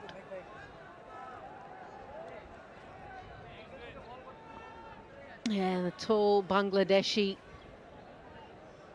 facing up, and if the ball is going to cut back and stay a little bit lower because it is a used pitch, he's going to find it quite difficult. Cross-seam delivery, yeah, very late as well.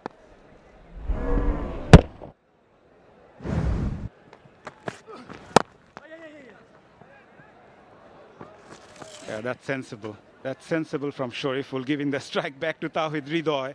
He's the one who can score a few runs here for Bangladesh. A hard situation for Ridoy. What does he do? 70 for 7. If they go at 8s, 10s, it's only 126. You would expect that not to be enough. But there's no point even batting out the overs either. So you've got to get as many as you possibly can. So he's got to think, okay, where are my scoring areas? He's got 3 fielders out on the leg side. He can go up, over, mid-off. Mitch Marsh is there. Tawhid Ridoy looking to score some quick runs. Lucky on that occasion. The ball fell at the no man's land in the end. But you are creating opportunity right away, Hardy.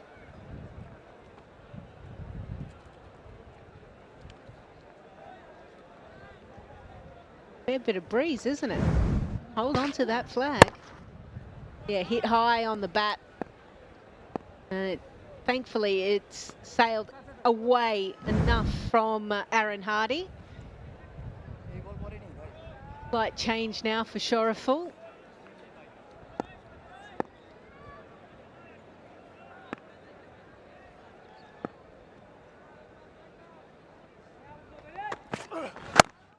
Creating that angle to the left-hander, Hardy.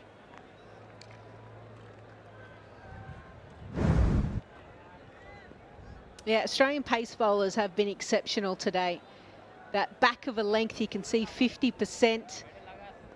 Then you've got the short deliveries. They picked up the 3 wickets at different lengths, but again, a nice little grouping, and they have really troubled Bangladesh batters. Just gone past the fielder at point.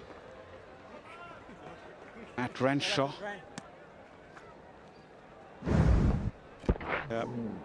Aaron Hardy, born in England, raised in Perth. Played with Cameron Green during his age-double days. Rated as a future leader. What's your thought on him, Lisa? Leader, I mean, he's playing in a state where Josh Inglis is involved and leads the side. Mitch Marsh as well, so WA. There's almost a pecking order, so to speak, but there's a lot of players born in England have made their way across. Josh Inglis is another one as well.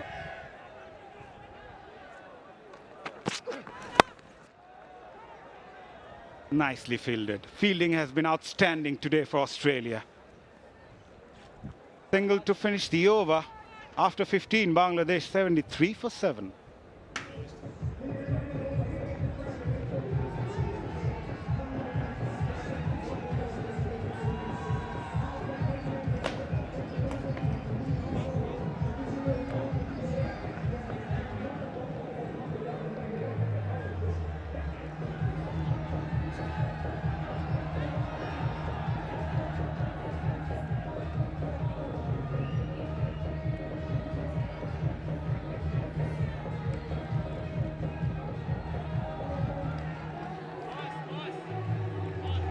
It just, Mazza and Lisa were talking about captains and Aaron Hardy in West Australia.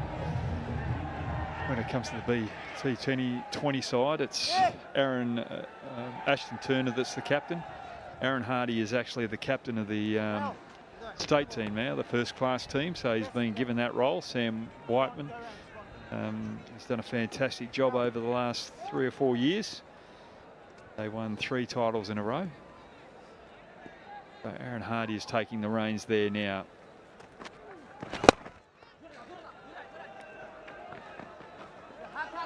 It has been a one-way traffic. Australia picking up a wicket in the second over and hasn't looked back since then. 74 for 7. Only bright spot for Bangladesh has been the skipper, the stand-in skipper. 31 of 31. None before him has added anything substantial to make sure that Bangladesh have runs on the board. It has been a serious struggle.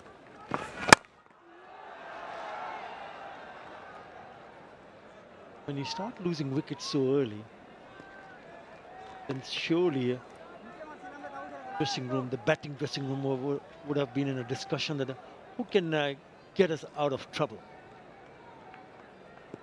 Some poor shot selection, really good fielding.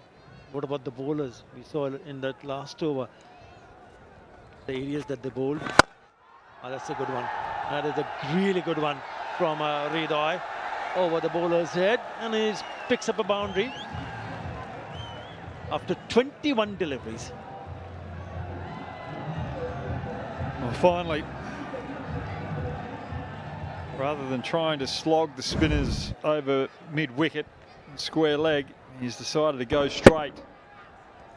And he has played a cut or two as well. So when he's looking to access the offside and hit straight, he's looked so much better here at Chattogram. Yeah, it was looking good the other day as well when he scored 35 of just 22, Hridoy. Again, putting his hand up,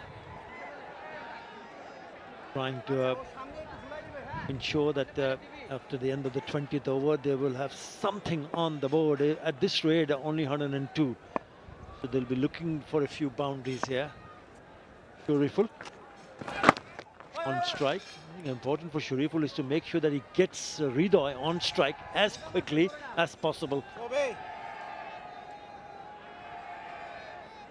So don't push the one here at ball of the over. Making a change to the field, mid-wicket coming across to a backward point. Trying to just tempt 45 now. Shariful to play across the line through that mid-wicket area. Ball's not turning much. If it skids on, bring Adam Zampa to a wicket-taking opportunity here. Maybe pushing one down the leg side and give him a single. Swing and a miss. He went for the big one. Misses it completely. 7 in that over after 16, 80 for 7.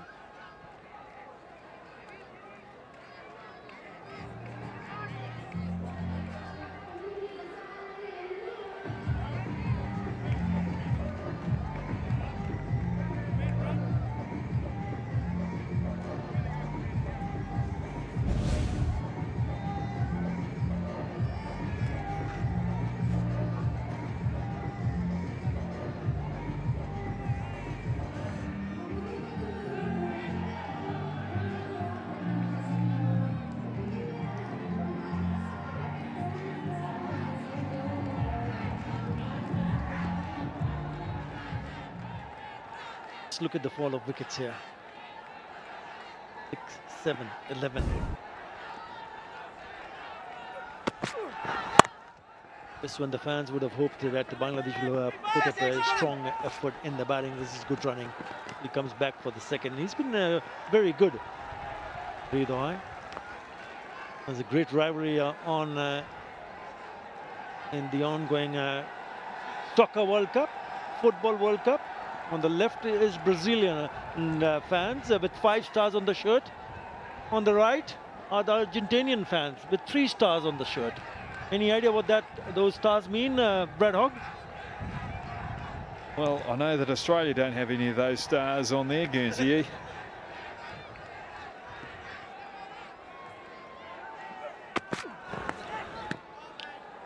5-time world champions. 1 star means they've won the World Cup once at least. Brazilians have won it 5 times. Argentina, they're the current champions, have got 3. Thrice they have won World Cups. Yeah, what a great rivalry that is between these 2 South American teams. Everyone is glued to the sets in the evening, early morning. Right at the moment, they'll be glued to TV sets and we'll be hoping that the skipper does something special. He's so far has been very good. 39 of 36 out of the total of 83. How many can they get in the next 4 overs or so? Well, the way Bangladesh have batted, they look as though they've been glued to their screens over the last 12 hours, not had any sleep. But Ellis, just the change of pace is exceptional. But not only the change of pace, he's able to swing the ball in the air, get it a seam. He's got a variety of slower deliveries. The off cutter, the one that's out of the back of the hand, also the knuckleball. Got a great Yorker as well, and a skitty bounce. A very tough customer in this format to get on top of. And Shrestho tries, but again, just lack of timing for the Bangladesh batsman.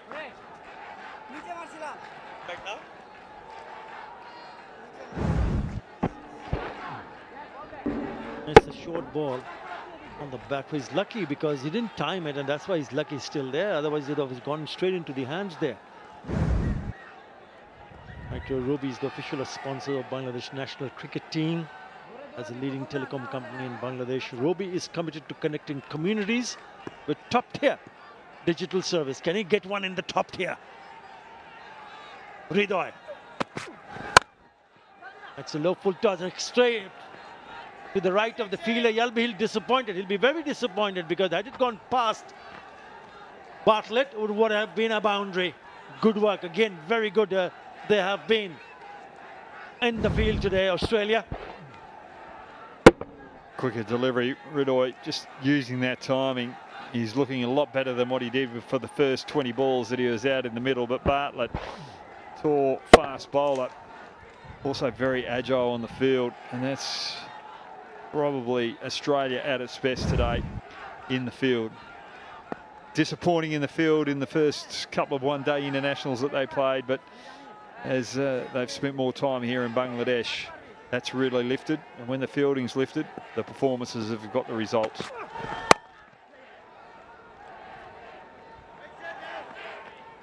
Six with that single in that over, 86 for 7.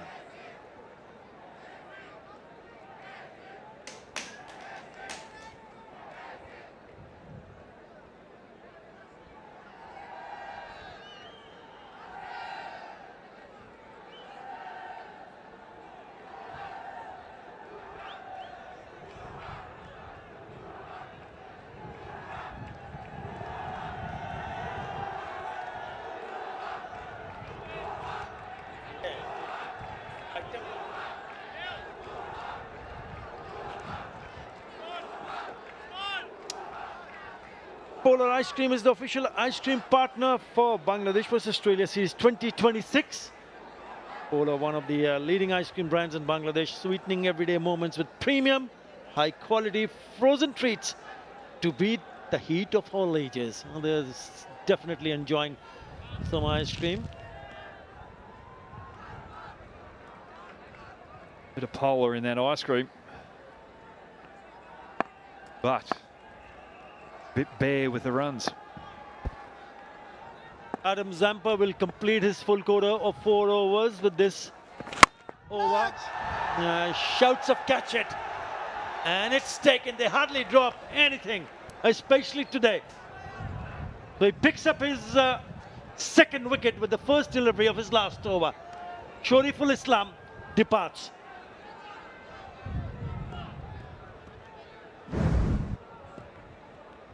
Adam Zampa having an absolute field day in this T20 series against Bangladesh. Just picking up wickets with ease. Shoriful 7, Bangladesh 86 for 8.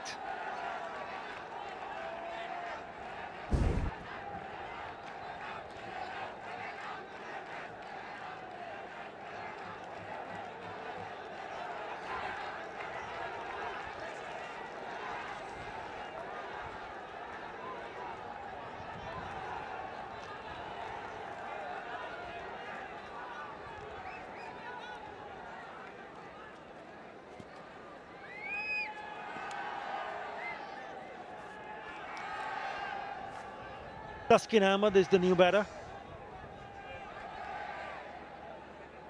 In the first T20 international, Bangladesh batted. They scored only 131. Today has been even poorer than that. There's another good catch in the deep. He takes on Adam Zampa. Just probably inside part of the bat. That's the reason why he didn't get that distance. And a good catch from Joel Davis. The wrong one. He's been brilliant with the ball. A little ambitious. Have to find the boundaries, but with Rudoy out the other end, just starting to find a little bit of touch, might have been a better option. Powerful to just work the ones.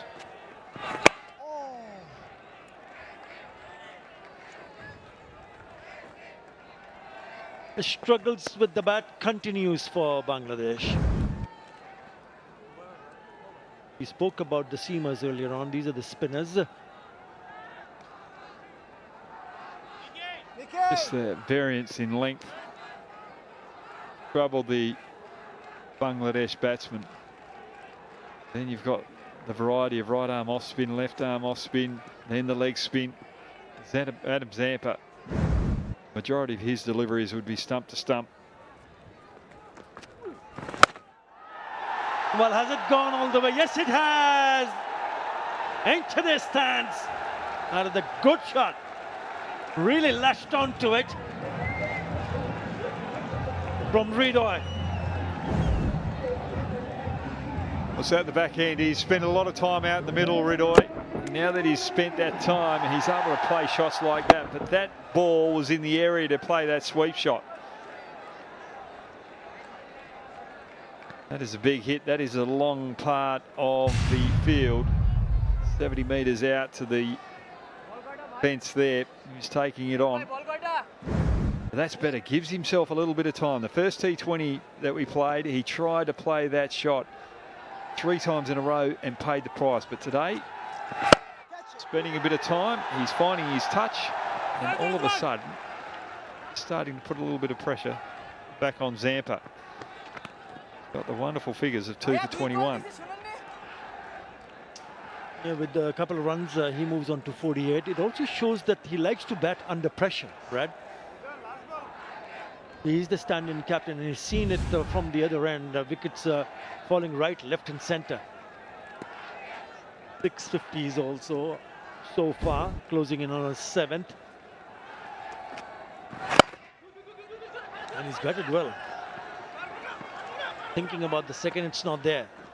It's okay because he will retain the strike. 10 runs in that over. After 18, 96 for 8.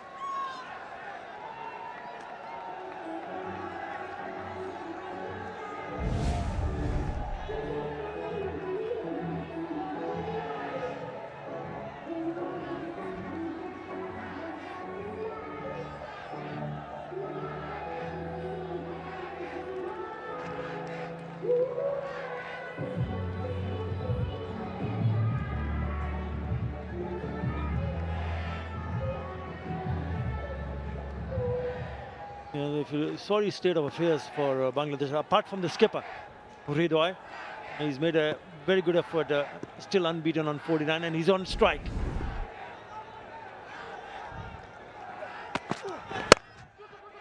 And looks to go for the second. He should be able to come back for the second.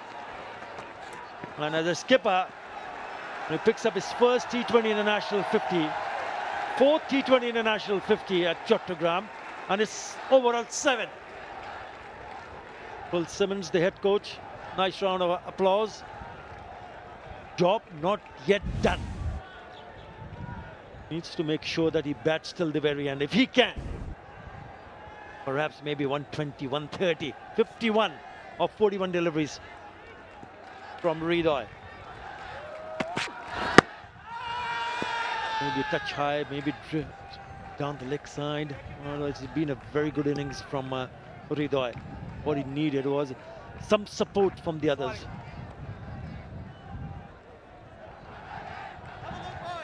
Good bowling by Nathan Ellis. That change of pace. And Mitchell Marsh has asked for a review. He had 1 second left when he actually put the signal to the umpire, but the umpire had his back to him. TV umpire to director. umpire is We have a trusting the clear Australian review captain for and going LBW upstairs. on field given not out. It's a fair delivery. Start with front on, please.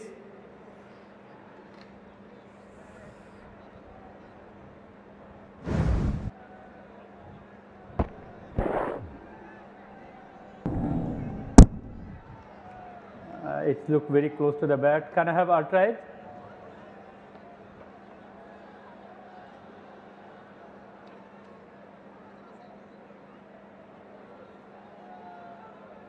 Flat line, 1 ball past the bat. Can I have ball tracking when you are ready?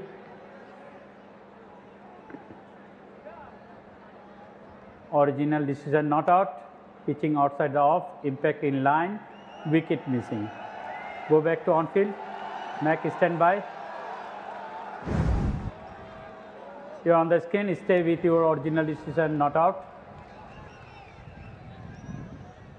It would have gone down the leg side. It took a long time, didn't he? Mitch Marsh. Yeah, Nathan Ellis has been also very good with the ball. In his 4th over, 2 for 12, the figure so far. Then he goes down the wicket. Are they going to take the second one? Has to be hurry, has to hurry. They'll probably go upstairs. As they do. TV umpire to director, we have a umpire's review for runouts at skipper in.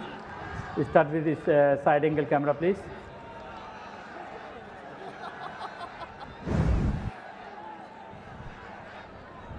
Keep rolling. Satisfied, batsman well inside the ground before wicket broken. I have a decision for big screen.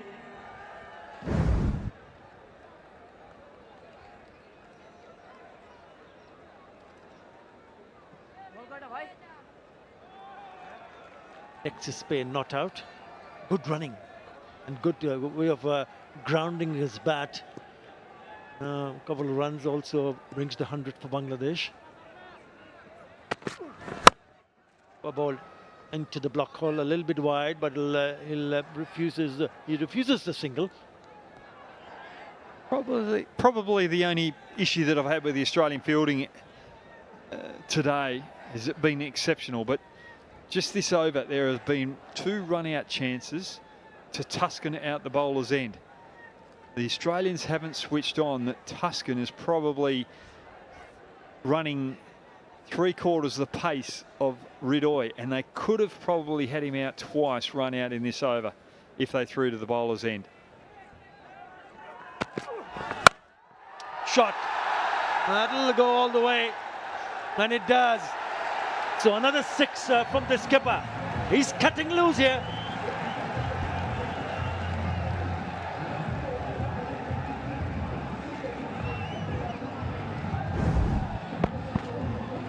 Well, Attar, I agree with you, he's cutting loose, but he needs to get a single here and try and get 6 balls and 6 sixes out the other end to put a formidable total on for Australia to chase this evening.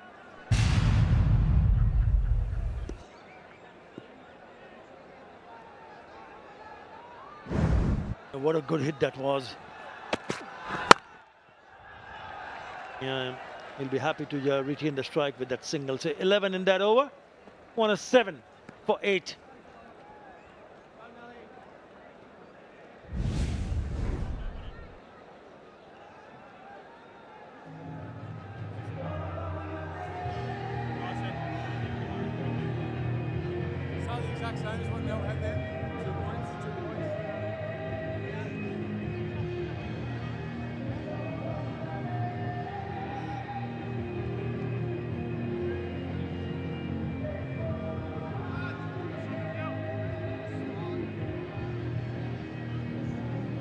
The last 4 overs had been a little bit better in terms of the runs coming in. You know, they lost a wicket in those last 3 overs, last 4 overs from here on. Last 4 overs yielding 34 runs. So just going above 8 runs in an over. But what an innings this has been from Renshaw. It was difficult for the others to even cope up, but he was in a really good gear. Took his time and didn't disappoint. He smashed 3 sixes and 3 fours. You know, what is more important for Bangladesh, the skipper is still there, unbeaten on 60 of 46 deliveries. His 7th T20 international 50. First as a skipper, he eyed that area on the onside. Spencer Johnson has been very good with the ball. Down the leg side. He's hardly given anything away. In his 4th over now, he got figures of 2 for 4. Wow. Been exceptional. Bowled 2 overs the other night and got hammered, but today he's come back with a vengeance. But Ridoy, as the innings has flowed, he's been able to access the boundaries through that leg side with ease. 56% between mid-wicket and long on, that leg side area. It just wasn't impressed with the way that he started. I think he was trying to overhit the ball. Hopefully he's learned something from today and from the first game to the second game, that you still have plenty of time in T20 cricket. Yes, wickets are falling out the other end around him, but the longer you stay out there, the easier it gets, and all of a sudden you get that momentum and the strike rate just goes up at a rapid pace. Yeah, the challenge is how do you keep yourself calm when wickets are falling around you? There's so many wickets fell when he was in the middle, Ridoy.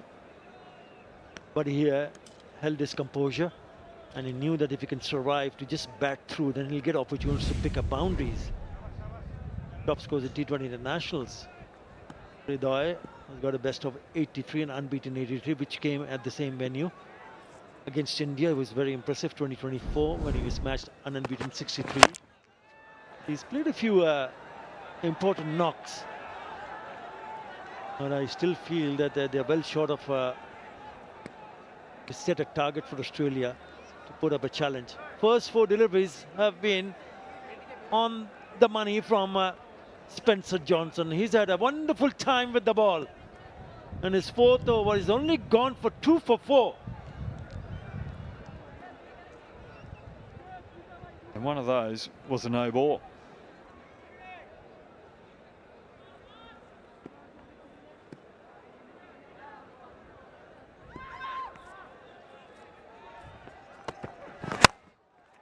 Looking to play big shots. Now he decides to take this single. I could have actually gone and picked up a couple of more singles in those first 4 deliveries. And I wonder what a wonderful spell this has been. Beautifully bowled, right areas. Hardly gave anything away. There's been a good performance, not just only from him, Brad. I think the Australian bowlers were on the money. Nathan Ellis, 2 for 21. Adam Zampa, 2 for 22. Nikhil Chaudhary, 1 for 27. Very good. Well, both games that Bangladesh have batted first, they've really struggled to set a total. But when they had the run chase of 197 in the second game, they looked as though they had a plan. They knew what they were doing. Nearly chased those runs down. But today, just disappointing. Australia have had their measure. It'll only be a single. It's a well bowled delivery into the block hole, so hardly anything he can do. Get underneath it and put it away for a boundary. What a wonderful over from Spencer Johnson. Well, with that single, Bangladesh ends up scoring 109 for 8. Would not have been possible if that innings of an unbeaten of 61 from Rido, the skipper, they would have fell well short. But what a good bowling display from Australia to restrict Bangladesh for 109 for 8.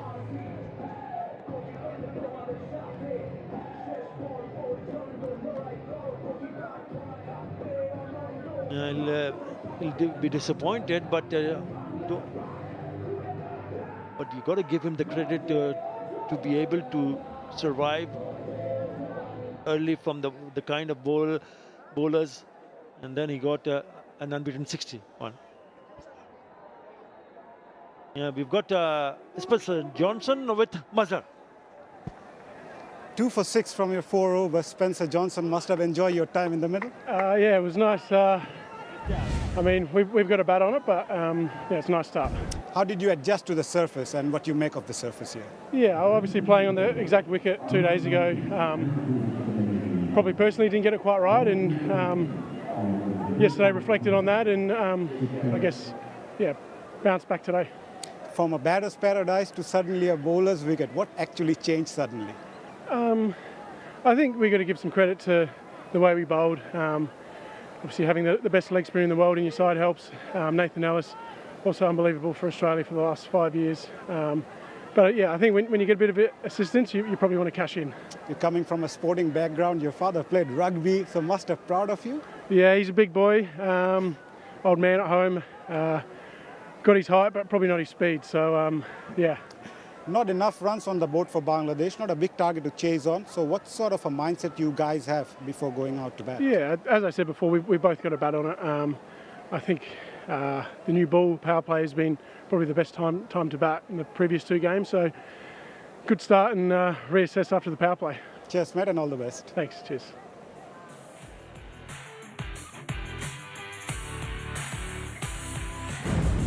Now, these are the highlights. Spencer Johnson now has the most economical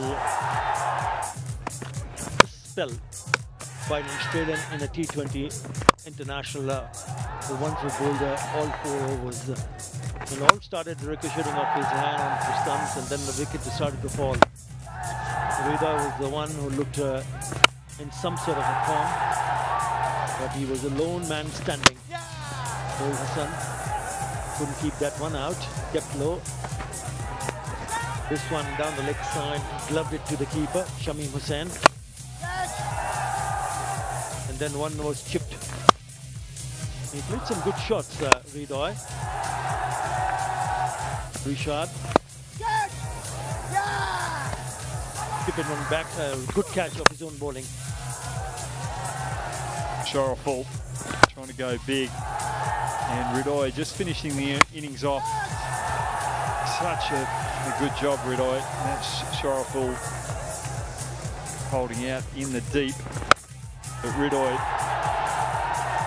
was the only batsman standing alone, trying to put a decent total together for Bangladesh. Tanza were unlucky up the front. Saif, Imon, they've got their opportunities but just weren't able to grasp them today. Nurul, bad choice of shot. Shamim, Rishad wasn't too bad, but Nazim, Sharaful just could not help Ridoy. Bangladesh struggled along to 109 for 8. They'll be very disappointed with that. It was the bowler's days out, wasn't it? Spencer Johnson. Have a look at that figures. 4 overs, 2 for 6 is the most economical spell by an Australian in a T20 international. Bowled all 4 overs. Brilliant. 2 for 21 for Ellis, 2 for 22 for Zampa.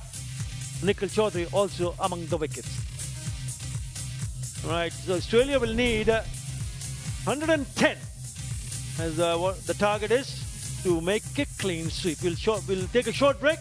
We're back with the chase soon.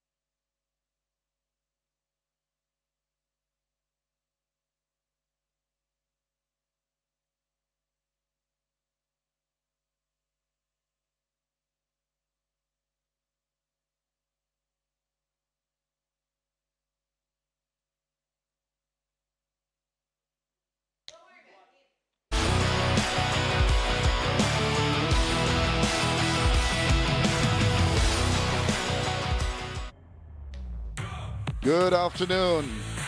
It's only 110 runs that the Australian team needs to wrap this up 3-0. And we welcome you to Chattogram for the chase. Bangladesh not being able to put the runs on the board, in trouble early, losing wickets at regular intervals. Only shining grace for them, the captain, 61. More than half the runs of the whole team. He held it together, but the others could not put up their hand. Well, the luck of partnerships, not much to talk about. 6, 11, 4, and then the 23-run one with Nurul Hassan Chauhan. And Rashad chipping in with 26 alongside Ridoy. Tuskin and him getting 23. Impressive bowling. This has been absolutely top class right from the word go. Nikhil Chaudhary 1 for 27. Look at the figures of Johnson, 2 for 6 and 2 for 22 for Adam Zampa.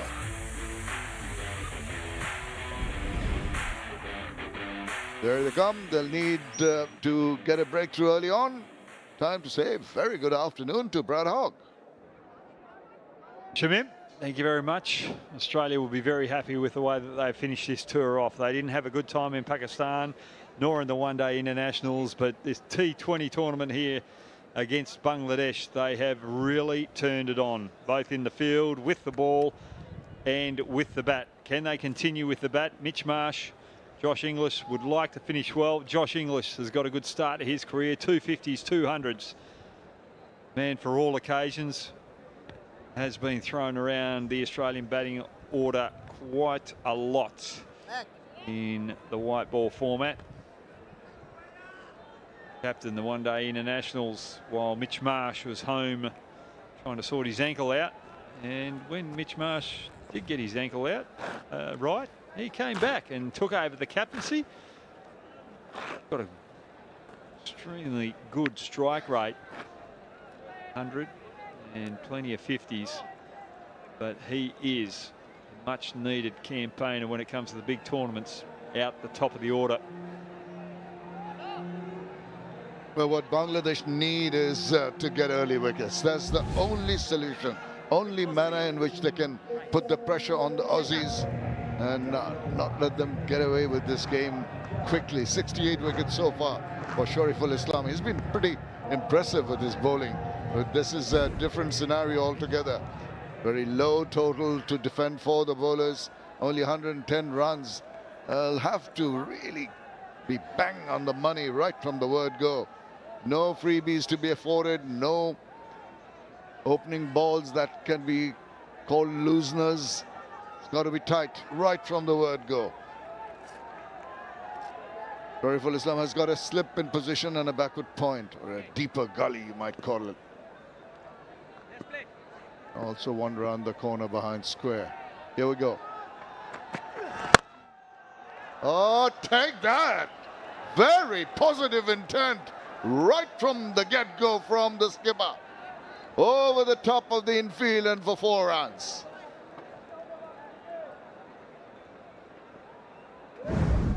The Bangladesh coaching staff, the bowlers will be looking at this shot first up and going, what were our batters doing? That has gone onto the bat with absolute ease. Immediately prompts the removal of the slip, going into a more defensive position in the covers. This short third, trying to plug that gap behind square. On the offside, there's a deep backward point also. He's not going to hang about. He's got that intention to go after the bowling. No movement in the air. Shorter delivery. Mitch Marsh, a tall man, trying to force that over that cover region. Knows that Shariful will be trying to angle the ball away from him.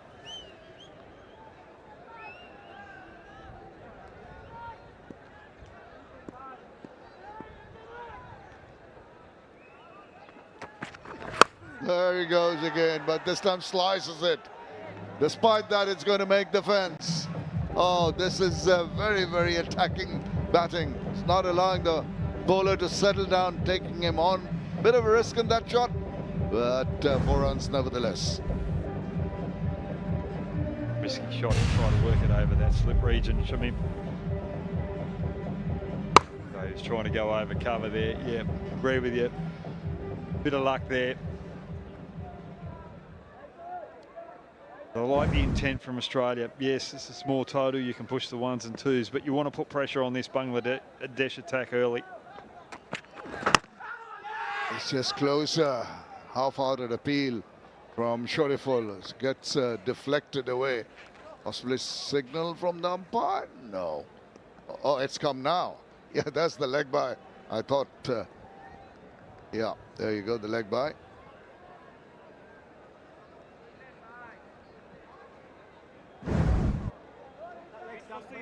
Too far outside, leg stump. Take it again, please. Wasting a little bit of energy there going after that appeal. Even close to the leg stump. No, bit close to you. Clutching at straws. Just right now. Well, Shariful, let's see what he can do with the remaining 2 deliveries. Got a different batter in Josh Inglis. What will be his approach?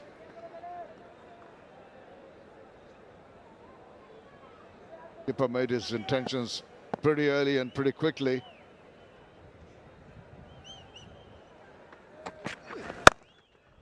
He is not going to hang about.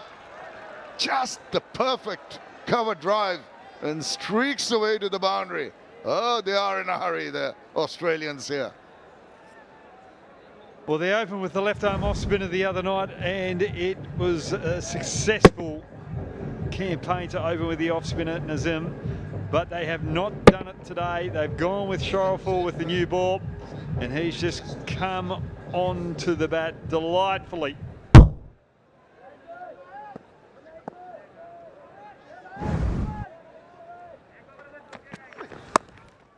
Guided that very comfortably. They're going to get a couple of runs. Oh, and they're getting a little more than that because that was a despairing attempt. And what a big first over. 17 runs coming. Australia sitting pretty at 17 without loss.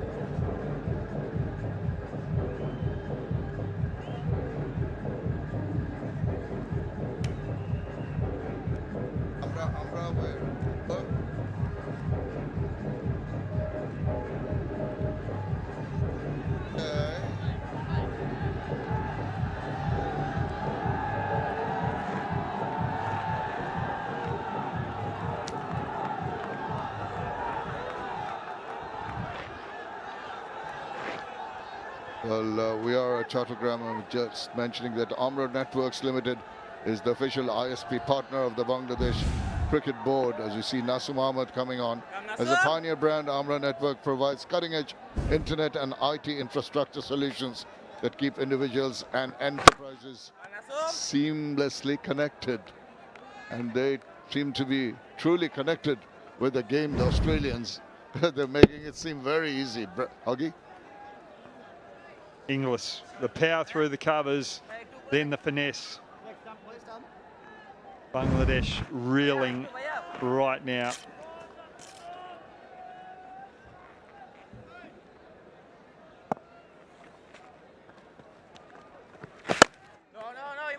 That's a rarity, a dot ball.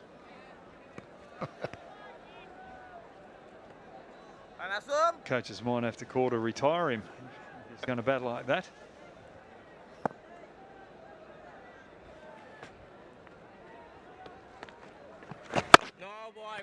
And another. Well done, Nasum Ahmed. That's what you got to do. Just dry up the runs, build up a little bit of pressure. They will be in a rollicking mood to go big. Well, Bangladesh ended up with 65 dot balls. That's not what you want to see, but Inglis got out to Nazim the other night sweeping. Don't want to do that. That's why he's a little bit more cautious to the left arm off spinner today, especially with such a low total to chase. Good call. The ball was traveling slowly because it was not timed well, getting the inside half of the bat. It's just the look at the wicket in the manner in which they've gone about it, the Australian batters. Going back a couple of days when almost 400 runs were scored on this wicket. Come back to that. That is a good over. Just the 2 runs from that Nasum over. It's 19 without loss.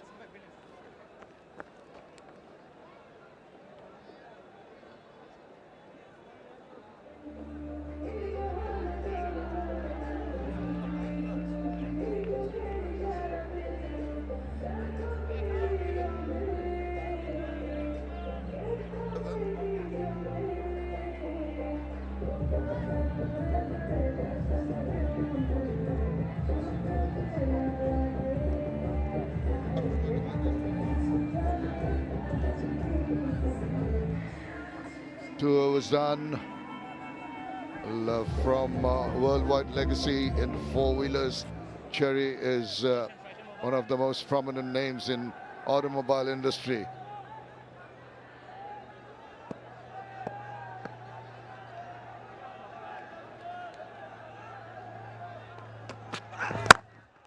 Oh, just got a hand to it. Manages stop the speed of the ball towards the boundary and gets a single. Tuscan back into the lineup. Like Sreshtho, just could not find the radar on that first ball. Lucky to get away with that.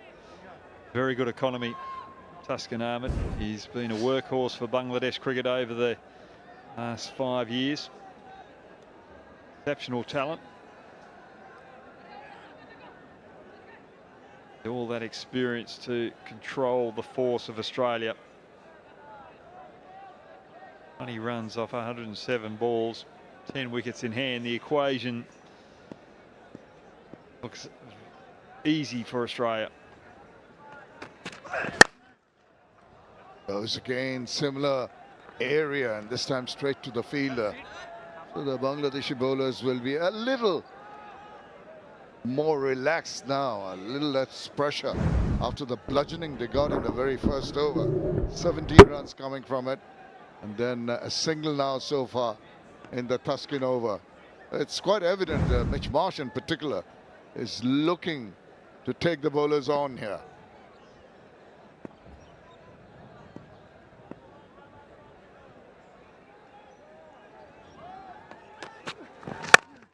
And there's evidence of that once again. Timing a little awry. The reason why Mitchell Marsh is looking to go through that offside is because they've got all the players on the left screen there in the ring, and they've got a deep mid on, a mid wicket and a deep square leg. So Mitch Marsh doesn't want to take Tuscan on that leg side and go in that mid on region. He wants to look straight and go over mid off. That's why I'm giving himself a little bit of room.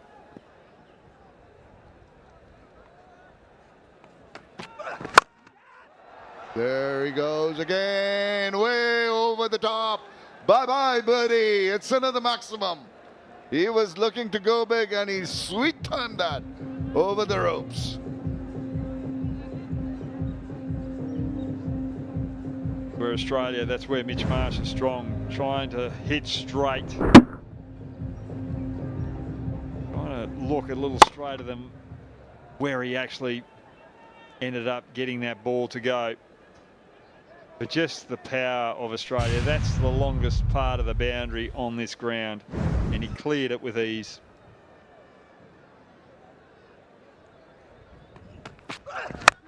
Once again, this time square up, but this time slicing the ball slightly, and it races away to deep backward square for a single. Tension's very clear. They've trying to finish off the game quickly and emphatically. Haven't lost a wicket. Mitch Marsh showing the way. Josh English following. It's been a delight to watch the mindset and the technique and the approach of the Australian batters. Under no duress at all. Playing very freely and enjoying themselves.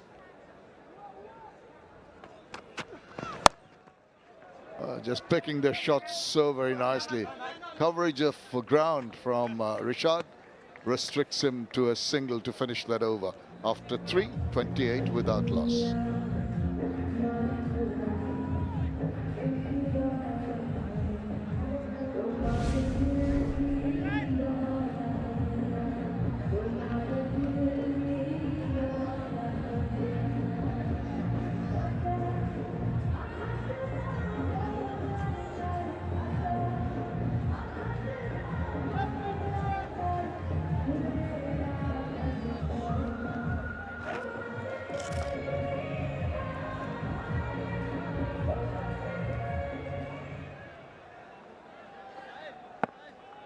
Most economical spells for Australia in 4 overs. Come back to that.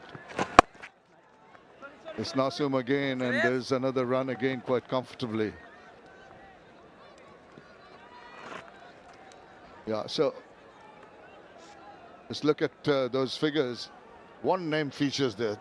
Did you notice? There's a Brad Hogg who did well economic wise.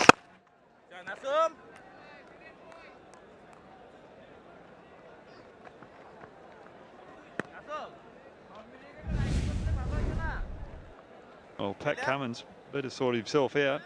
He's at number 4. 1 for 11 against Pakistan, 2012. Spencer tops the list. Just moved inside the line of the ball and played that inside-out shot. Bit of a teaser. Foot in from the tall lad. Manages to stop that ball from going over.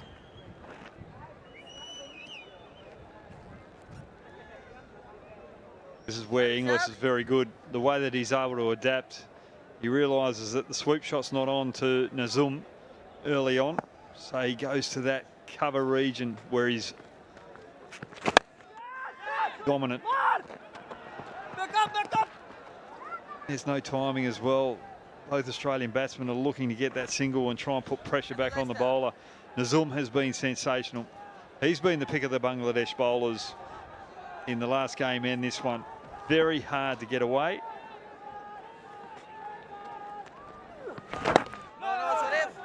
And when you bowl well, you expect your fielders to back you up. A couple of balls back. There's a bit of a tardy fielding and a loose throw from Shoriful that Nasum didn't like very much. They got to keep it tight. Wait for any opportunity to get a wicket. 6 runs from that Nasum over. After 4 is 34 without loss.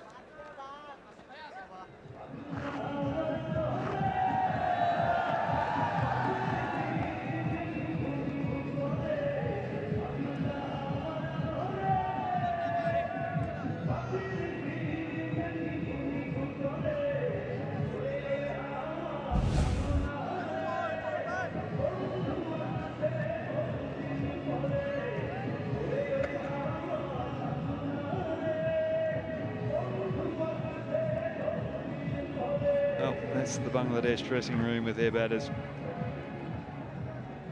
Don't be naughty. 10 for 2. 34 without loss. Yes, calm waters for the Australian batters, that's for sure. No ripples created by Bangladeshi bowlers at all so far.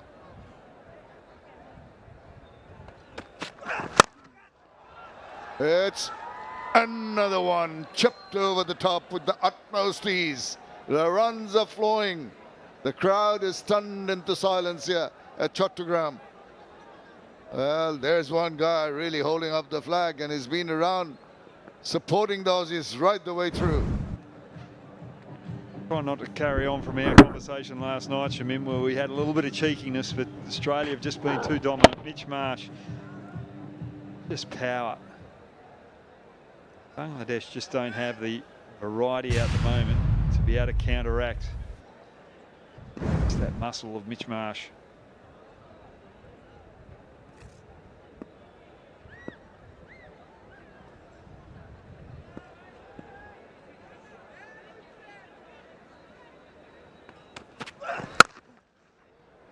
Oh dear, that is not on, right through the fingers.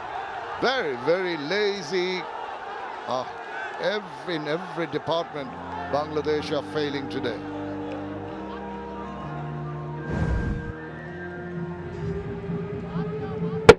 Well, if they're thinking that they can fly home to Dhaka tonight, well, they've got another thing coming because all the flights are booked out. I'll tell you why the Aussies are in so much of a hurry. They heard that Lisa, you and our director Lowe have got a flight coming soon, so they want to facilitate, just not concern you with taking the game deep, get you in a hurry to get to Dhaka. Good run taken. So confident in the manner in which they're playing the shots, running between the wickets. I'm staying in Dhaka for another day with you. You're taking me around so I can start up that business, clothing business. I ain't coming till midday tomorrow, so you'll have a long wait. You only need 2 hours. You know the right people to talk to, Shamim. Yeah, I'll sort you out. Not to worry, mate. You're a good fella, mate. You're a good fella.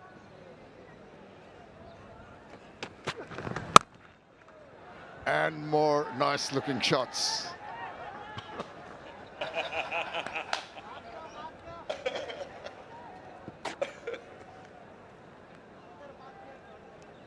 One thing that I've really loved, Shamim, is that you're around the same age as my father. We've had so many good times, me travelling over here and spending time with you, and I just can't believe the similarities. The nights that we spend together, the humour, and the way that you've just taken me under your wing here in Bangladesh. Pleasure, mate.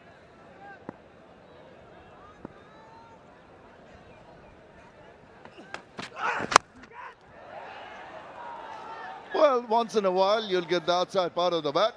Doesn't matter how they come, as long as they come, as they say. 4 more runs for the taking.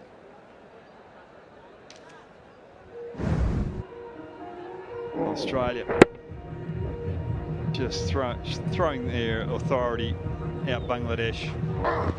The Bangladesh fielding has not been out a mark that we know that they can be. When you're not switched on, luck goes against you.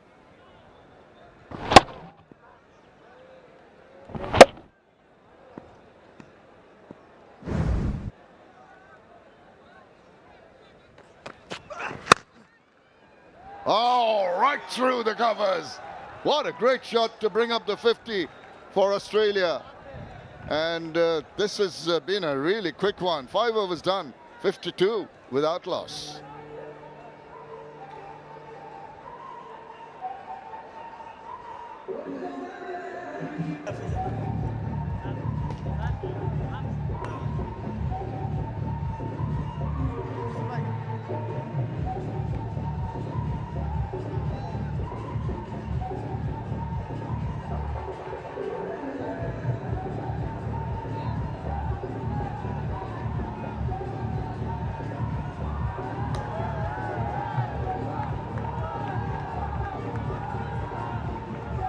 Domination from the batters. 52, the partnership in quick time also. It just shows that the pitch at this stage is very good for batting. That's the last delivery. He's played some powerful shots. He's a big unit, isn't he? And he does packs a punch. Hello, Lisa. Afternoon, Atta, and good evening for those back at home. And the music and the audio around that shot just shows you how strong. Been a dominant performance. Should have been gone. Should have been gone. Poor throw in the end.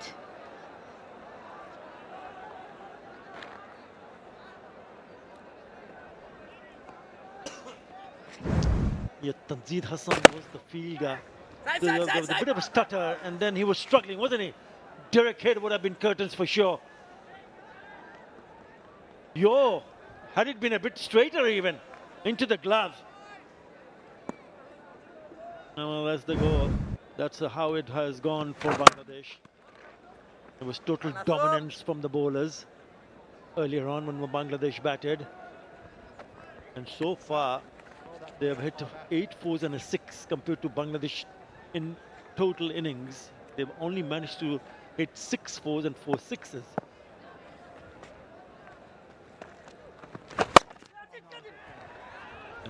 Could have gone to the hands, just falling short of the skipper. He made a valiant effort with the bat, didn't he, Ridoy?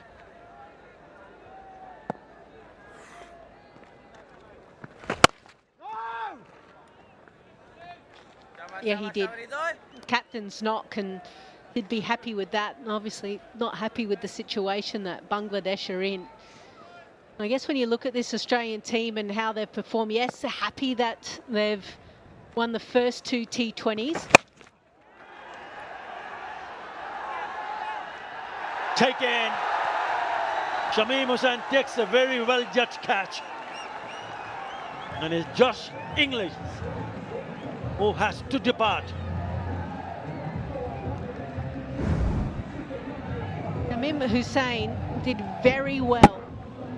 Got high on the bat and Inglis realised he was in trouble. He was absolutely motoring around the boundary, feet going like a hare. He got himself into a very good position to catch Inglis out. He goes for 17. Australia have lost their first wicket for 54.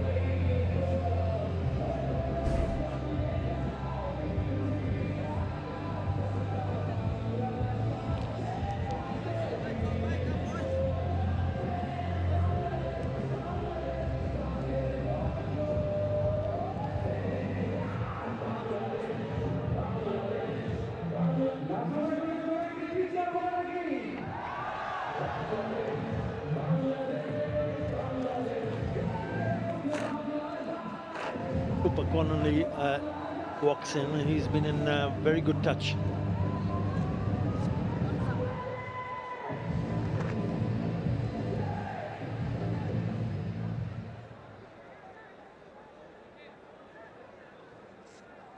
He was in smashing form in that one-day international series, and that's the wicket.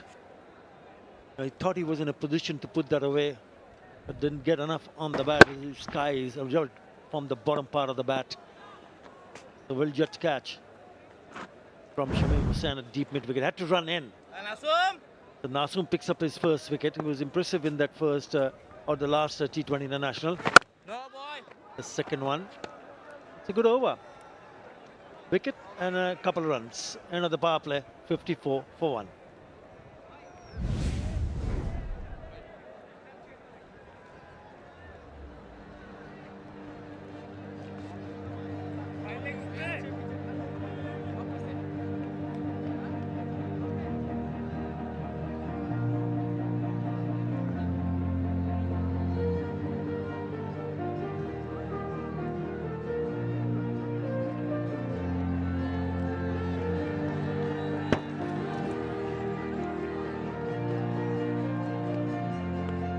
The skipper has come out with a really aggressive frame of mind, 36 of 19. Power play done. Confirmation. They've added 54 for 1. And in comes Nahid Rana.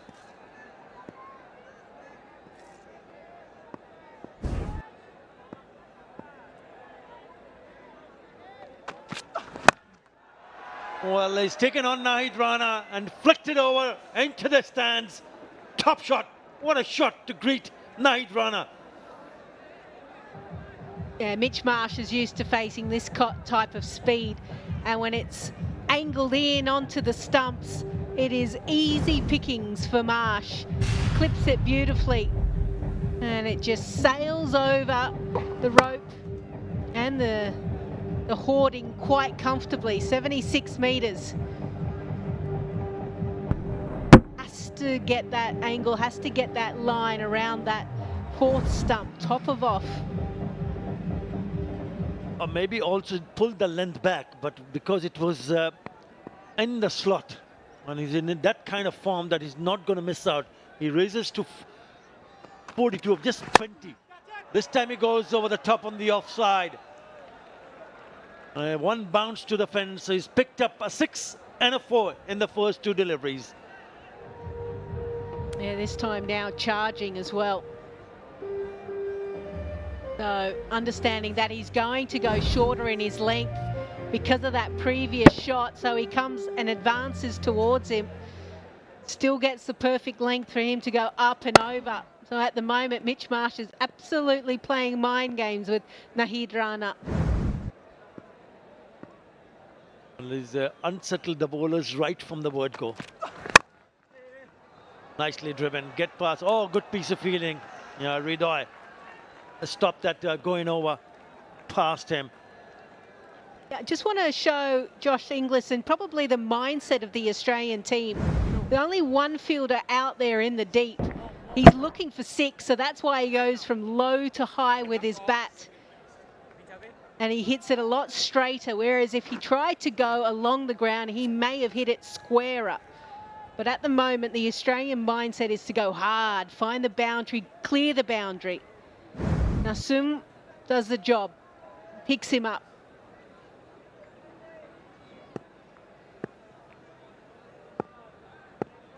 Yeah, when you fail to put up a decent total batting first, then the game goes away very quickly.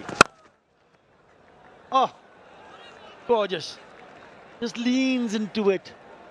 What a lovely shot that is there from Cooper Connolly. 4 more. Blair hasn't scored a half century in T20 internationals. Has scored 100 in T20 cricket. Did so recently in the IPL. Only scored 1 of 4 deliveries, but geez, this is nice. Just beautiful transfer of weight. Doesn't overhit. Bisects the fielders perfectly. Yeah, he's just been too full. Well, this one also finds the boundary. 19 in that over. There's still 1 to go. It's already the most expensive over of the match. Yeah, 6-4-1-4-4. Limited footwork. We've seen this regularly from Cooper Connolly, but has great hand-eye coordination. Opens up the face as well because he wants to get it behind point. Very clever in what he does, how he manipulates the bat in his hand. This time it will be cut off by Rashad Hussain. That single makes it 20 in the very first over from Nahid Rana. 74 for 1.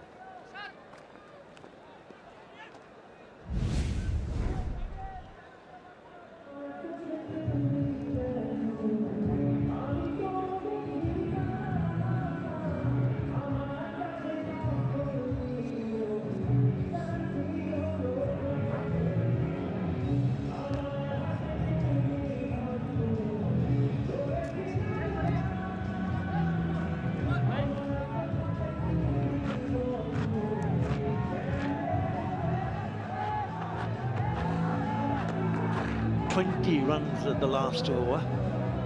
They've got some big overs already.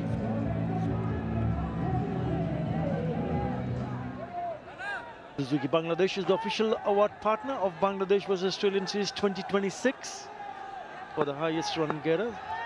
Suzuki Bangladesh is the leading brand committed to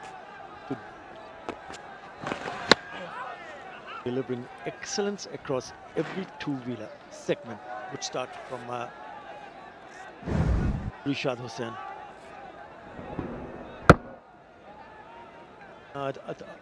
Just looking at that replay, Lisa, I thought he's missed out.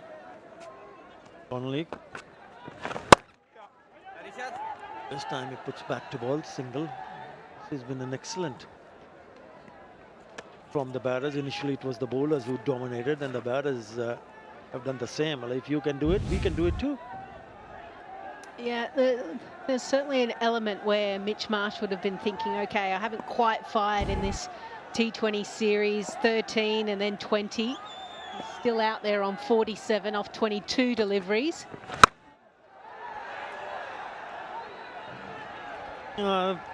He's thumbed that away over the mid-wicket area for another 6. And it brings up his 850 as a skipper. 1450 in T20 International. And this will also be his second T20 International 50 versus Bangladesh.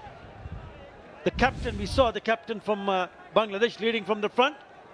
Now it's time for Mitch Marsh to do it for his team. Yeah, 2 wide of off stump, 2 full, slog sweep on offer. He scored the most runs against Bangladesh out of any Australian batter. I mentioned he'd be so happy with how Australia were able to fight back after the ODI series. He wasn't part of that. And then to win the first 2 T20s, having already been here in 2021 and losing against Bangladesh 4-1. Well, it's certainly putting him a show here. How was that?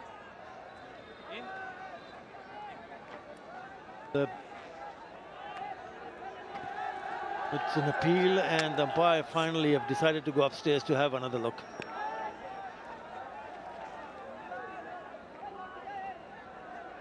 It's a polite inquiry. TV umpire to director, we have a umpire's review for stamping. It's a fair delivery. Move on to side angle, please.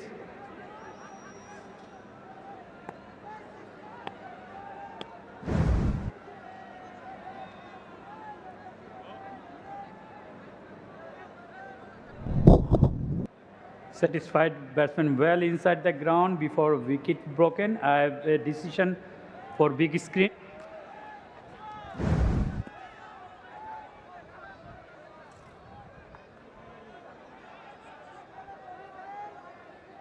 Is the next spare not out? He was in.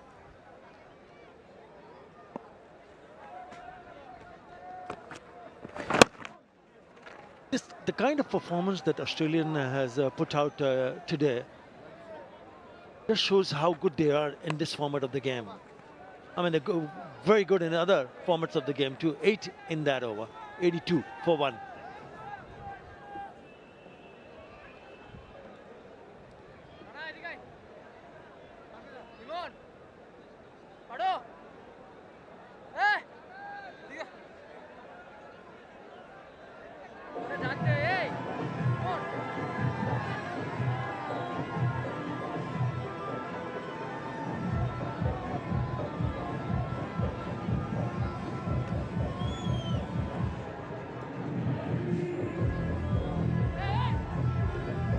Excellent display with the bat. Mitch Marsh, the captain, has been very good, very aggressive. Moved on to an unbeaten 54 of just 26 deliveries with 7 fours and 3 sixes. They now require 28. Riful Islam replaces Nahid Rana, who went for 20. Well, he's not waiting. He's again, it sails over the fielder at a long off. So another one added, another 6. His 4th 6. Yeah, too many in the step hit length across the right-hander of Mitch Marsh, and he's a tall guy, long levers, powerful levers as well, 88 metres. But you mentioned that Australia have been successful. They've struggled of late in this format, and that's why they're trying different players, different opportunities for the group. This might be taken. This might be over for Mitch Marsh, and it is. Shamim Hussain picks up a catch again in the deep. Oh, he's going going really, really aggressive. This time, he finds the fielder in the deep. Yeah, the plan was to keep going across Mitch Marsh. Probably brought back the length as well, and that's why it kind of skewed off a third of the bat and was taken comfortably in the deep. But Mitch Marsh, the skipper, goes for a very well-made 60 off 28 deliveries, and Australia at 88 for 2.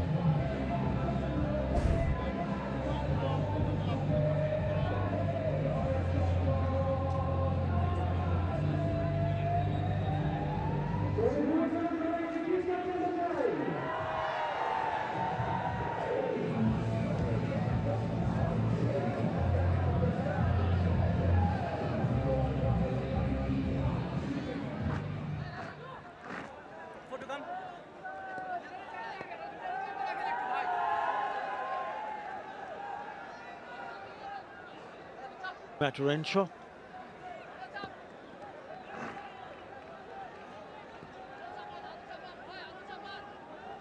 In the middle, couple of 50s. Last game he smashed 89, an unbeaten 89. Again, maybe just bouncing in front of him. Awkward bounce. He opens his account. I mean, he's here because of this. Now just take a look at the ball. Just keep leaving Mitch Marsh. He was trying to emulate the same shot, the previous delivery that sailed over. Mid off for 6 comfortably, but got an outside edge and it flew. A deep point. Good catch by Shamim. He'd be disappointed he didn't finish it off, but at least he's come here and been able to lead the side well and score runs in the third and final match. Yeah, he went all guns blazing, didn't he? 60 of just 28 deliveries. Even though on a big target for them to chase, 109 is what Bangladesh managed to score.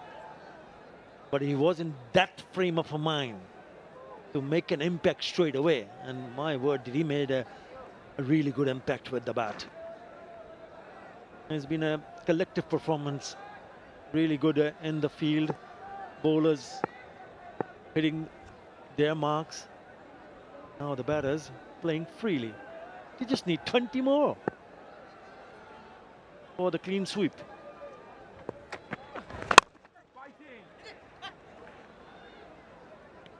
When you look at the Australian side, a lot of these players are heading off back to England to play a bit of county or the NatWest Blast competition. There's a few that are going over to America for the MLC.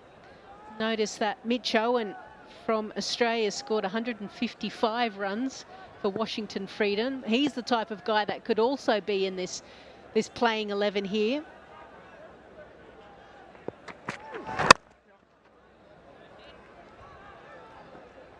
So these type of players, they just keep going from one tournament, one series to the next. Got to keep adapting to different conditions, different surfaces, different opposition. And that's the job of a professional player. You come across different conditions, different surfaces, extreme heat here, humid conditions. Well, you got to find a method. There was an edge, but it just falls short of the keeper. Australia look at different unit, especially in this last T20 International. Again, 10 in that over, 92 for 2.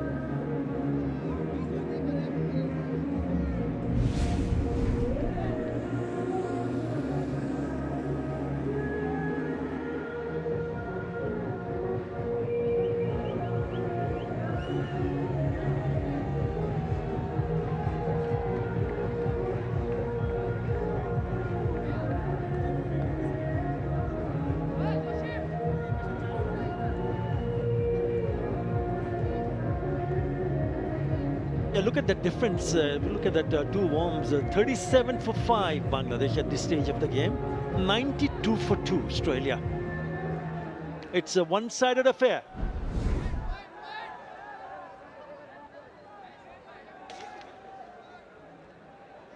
Yeah, V-Motor Bangladesh is the official electric bike partner of Bangladesh versus Australia Series 2026. Scoring the highest Bangladesh wicket taker of the series.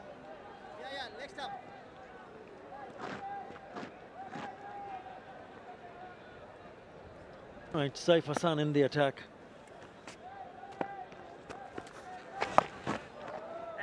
It's just been not their day, Bangladesh, right from the word go. After that dismissal of Tanzid Hassan, unlucky. When it ricocheted off the hand of Spencer Johnson and goes on to hit the stump, and he was short.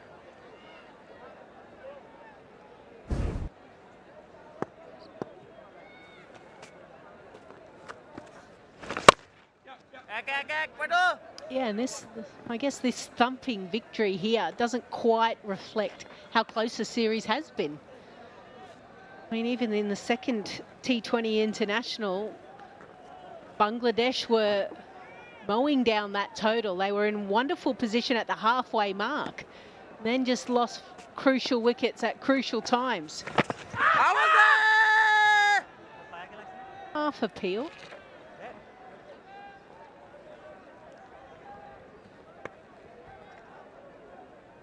And after that second T20 international, Bangladesh would have hoped that perhaps they could just push the opposition a little bit more, especially in the last T20 international here. And that hasn't been the case. Disappointed with the bat. Very disappointing to see how they managed to lose their wickets. Apart from the skipper, he was the lone man standing. I'm not taking any credit away from the bowlers, Lisa. I thought they were brilliant. But perhaps they'll surely be disappointed if they go back and see the dismissals on the replays in the dressing rooms.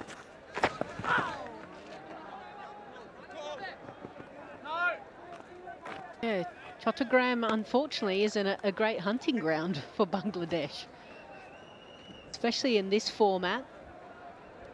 They have really struggled, just a win ratio of just 54%, and they've lost now last 6 out of 9, and it'll be 7 out of 10 after this fixture. Dealing in singles, and why not? 6 singles in that over. After the end of the 10th over, Australia 98 for 2, and it will be drinks.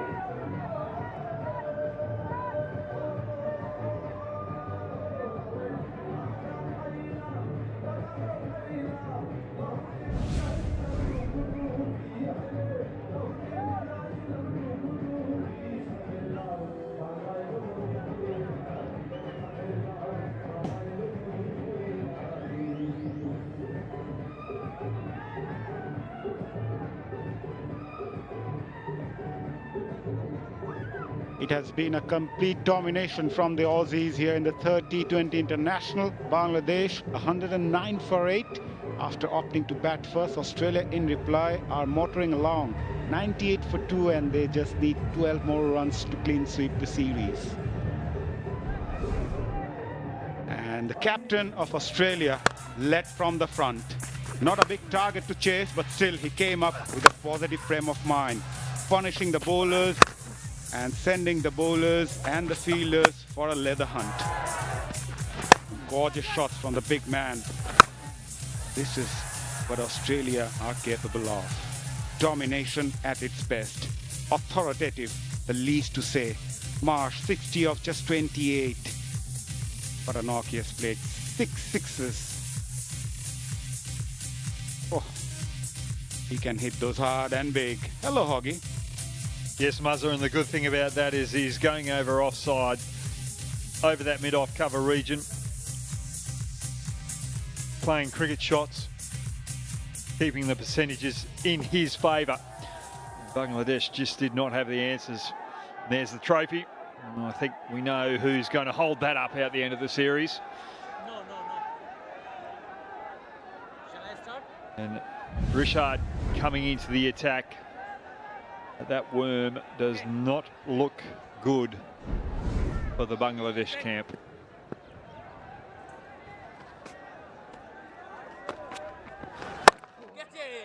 Started off with a googly, Rashad Hussain.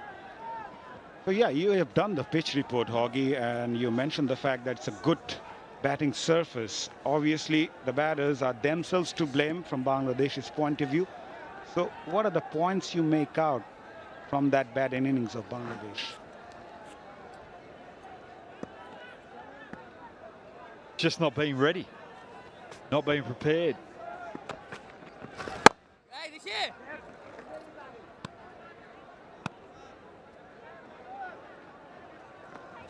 I think if I look at Ridoi's innings, it finished off really well, but the first 10 to 20 balls, he just couldn't find his timing. He was trying to play too many shots. You could see the pressure on him. But once he got relaxed at the pace of the wicket, he just found scoring easy. Catch it is the call. Fielder at long off will take it. A safe catch in the end from Saif Hassan. Australia lost their third. Rishad Hussain picked up the wicket. Little too late for Bangladesh.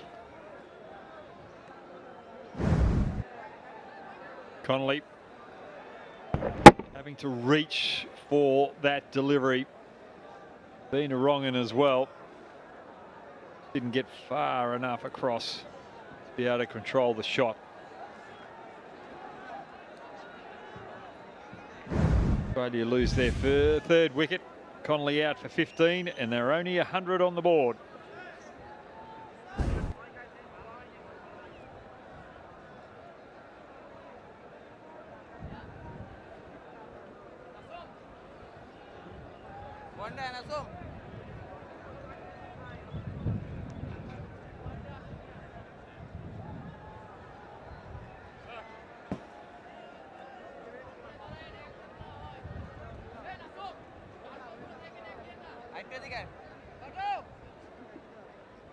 Yeah, 100 for 3 Australia. Tim David comes in. eTech Online is one of the leading ISP brands in Bangladesh with a legacy of over 22 years, bringing innovation and convenience with high-speed internet at your fingertips. They're also our official partner for Bangladesh versus Australia series. 10 more runs to go, and this man can finish it off in just 2 balls.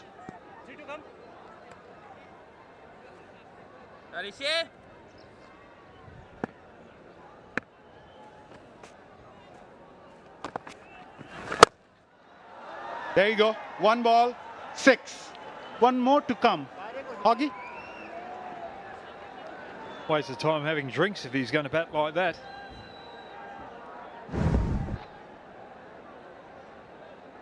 You'd know Rashid quite well, or Rashad quite well. They have played together for the Hobart Hurricanes back in Australia.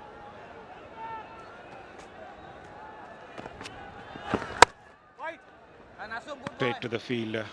But yeah, Bangladesh should learn a lot of things from this series, the shortest format of the game. Yes, they own the ODI series, but things have been quite different for them in the shortest format.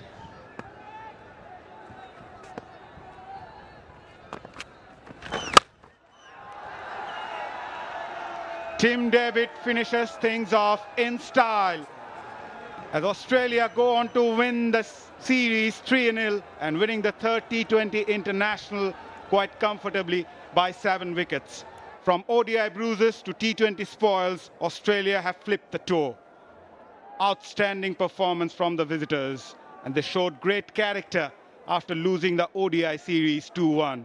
Complete domination and ruthlessness from the Aussies.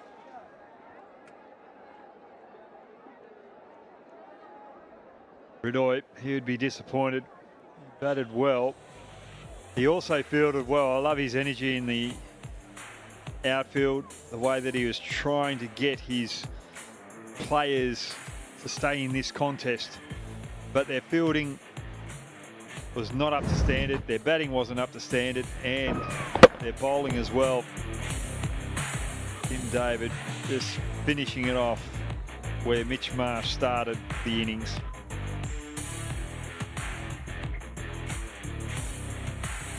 Bangladesh was so good in the second T20, Game 1 and Game 3, when they batted first.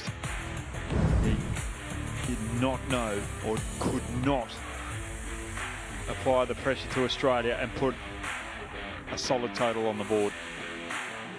Yeah, happy dugout. Mitch Marsh leading from the front. Bangladesh, on the other hand, will be disappointed despite the fact that they were good in the second T20 international, but batting was not good enough today. But Australia, very ruthless. They've given this T20I series a complete and commanding finish. Bangladesh, on the other hand, good to find out the mistakes they made in the T20 international series. 3 contests, 3 different examinations, and the same Australian answer each time. The series was already theirs. Today, they added the full authority of a sweep.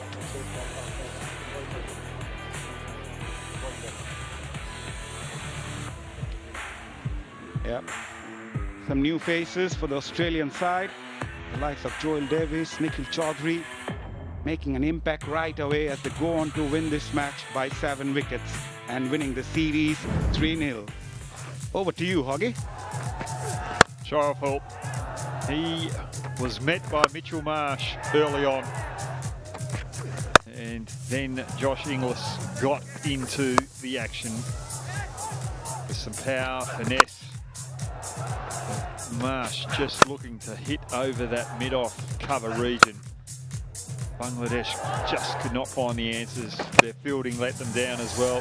Nazum, he's been sensational with the ball. He was able to get Inglis first up. Mitch Marsh carried on.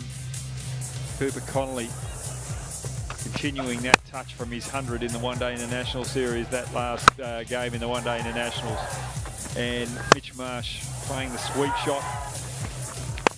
Really his regular stroke against spin, but he's adding that to his repertoire, and then finally falling.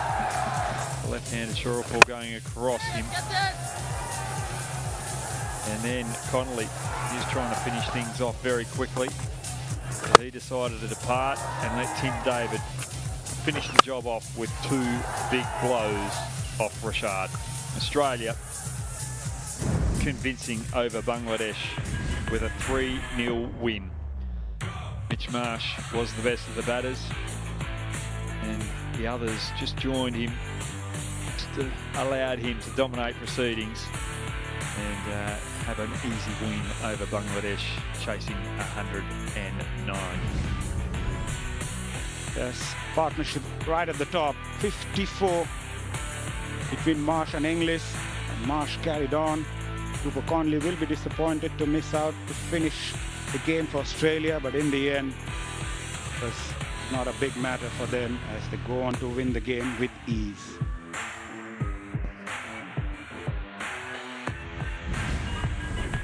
The bowling for Bangladesh, not very impressive. They won't want to look at that card, but Nazum, he has been sensational in the last 2 games, and he is something that Bangladesh can look forward to playing a lot more in this format moving forward. Yep, Bangladesh 109 for 8 after 20 overs. Ridoy top scoring with 61. Australia in reply 112 for 3 in 11 overs, winning the match by 7 wickets and winning the series 3-0.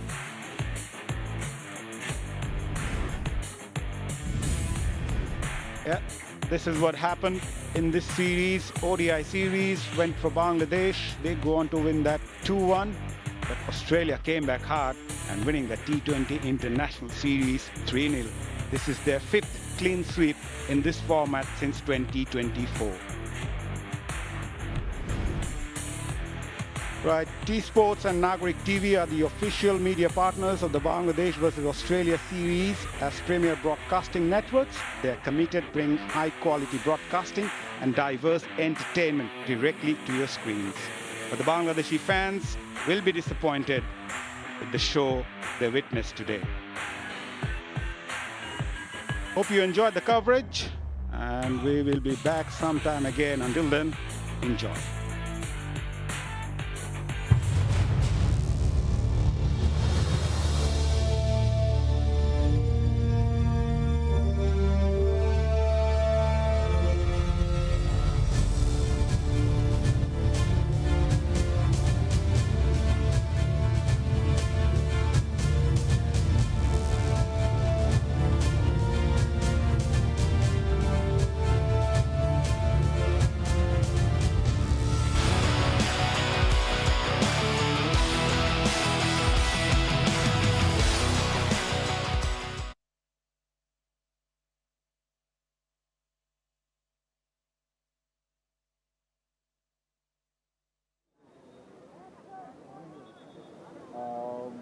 7 wickets in 54, so 11 overs. Check. Hello. Owned by 7 wickets. आ रहा है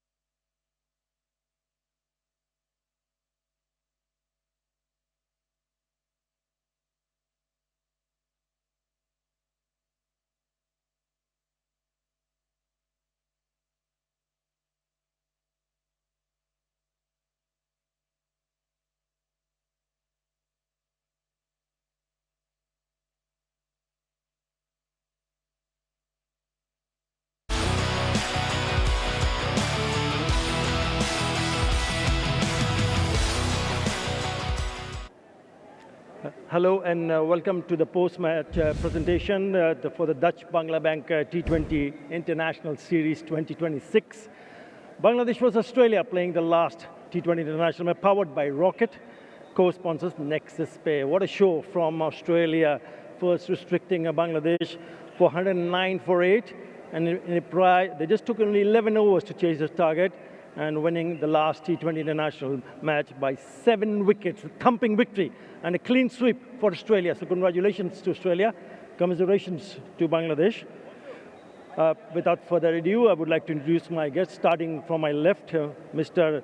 Minhajul Abidin Nannu, Director of the Bangladesh Cricket Board and Chairman of the Age Group Committee, Bangladesh Cricket Board. Mr. Sirajul Muhammad Alamgir, next to him, Director of the Bangladesh Cricket Board, Chairman of Tournament Committee, BCB. Next to him is Mr. Mohammad Sohail, Executive Vice President and Head, Chattogram Cluster, Dutch Bangla Bank. Right next to him is Mr. Israfil Khusro, Director of Bangladesh Cricket Board, Chairman of Finance and Accounts Committee, BCB. Right next to him is Mr. Shakif Ahmed Salam, Director of Bangladesh Cricket Board. And next to him is Mr. Muhammad Saiful Alam Mitu, Director Simba Motors, We Motor Bangladesh. And right next to him, Mr. Nabil Chaudhry, Division Head of Marketing, Rancon Motorbikes Limited, Suzuki. Thank you, gents, for being here. May I request Tawhid Ridoy, the skipper of Bangladesh cricket team, to come up and have a few words, please.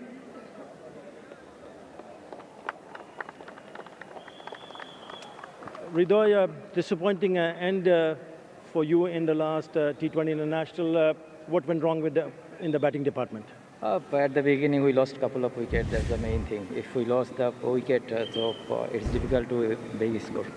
But you looked to be in control. You picked up a very good 50, but you needed some support from the others. Yeah, I try my best and try to execute my plan. Earlier on, was the wicket difficult to bat on? No, not that much harder. Wicket was good, but we didn't play it. Yeah, 109, never a big total for the opposition to chase. What would you have done differently if you had another chance? Yeah, well, just at the beginning we need a partnership, nothing else. If we get partnership, then we can easily reach to 170 to 180. Hard luck for today. All the best. Thank you so much. Thanks. Right, Ridoy, the Bangladesh captain. So award ceremony to start with We Motor Bangladesh, highest wicket taker of the series, a dummy key for e-bike, to be handed over by Mr. Muhammad Saiful Alam Mitu. Nasum Ahmed, he's picked up 3 wickets. So did Abdul Ghaffur Afas Saklan, but his economy was better, so it was decided it goes to Nasum Ahmed, economy of 5.28, and he's picked up 3 wickets.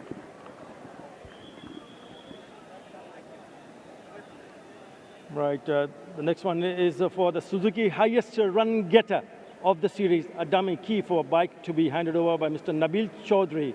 Matt Renshaw, with his 113 runs, is the highest run getter of the series, will receive the dummy key.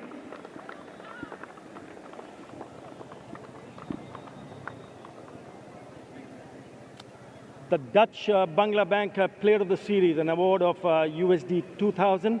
Check to be handed over by Mr. Israfil Khusro and Mr. Mohammad Sohail, and crest to be handed over by Mr. Mohammad Sohail. Once again, I would request Matt Renshaw to come back because he is the Dutch Bangla Bank Player of the Series. 113 runs, and he's also picked up 3 wickets.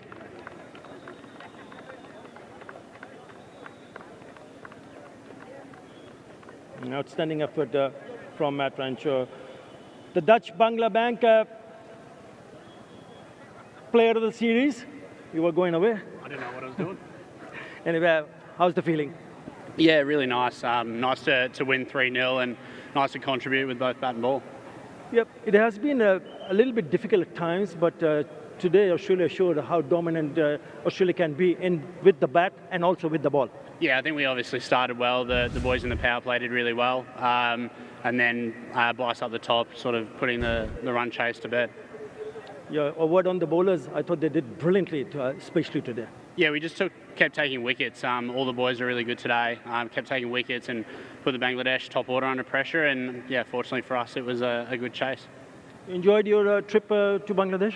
Yeah, definitely. A bit different. Last time I was here was 2017, so 1-1 draw there and 1-1 draw today with the one-day series in the T20. So yeah, great place to play. The team are really good, and it's going to be a good test series in a couple of months. Well played, and all the very best. Cheers. Cheers. Right. Now, the Dutch Bangla Bank Player of the Match, an award of USD 1,000, check to be handed over by Mr. Minhajul Abidin and Mr. Shaqif Ahmed Salam, and crest to be handed over by Mr. Shaqif Ahmed Salam. Mitch Marsh, the skipper, with that outstanding innings.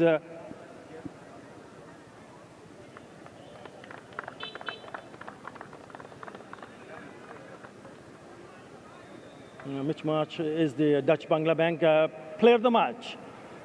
He has outstanding innings of 60-odd while opening the batting, and an award of USD 1,000 check to be handed over by Mr. Minhajul Abidin and Mr. Shaqif Ahmed Salam, and crest to be handed over by Mr. Shaqif Ahmed Salam. Mitch, first of all, well played, and what a way to finish the series. Congratulations. Yep, nice to lead this series 3-0. Yeah, really proud of the boys. It was a great effort. Yeah, what a show from Australia. First with the ball and then with the bat, especially you chasing that. When you saw Bangladesh scoring 119, you thought that there was something in for the bowlers in the wicket?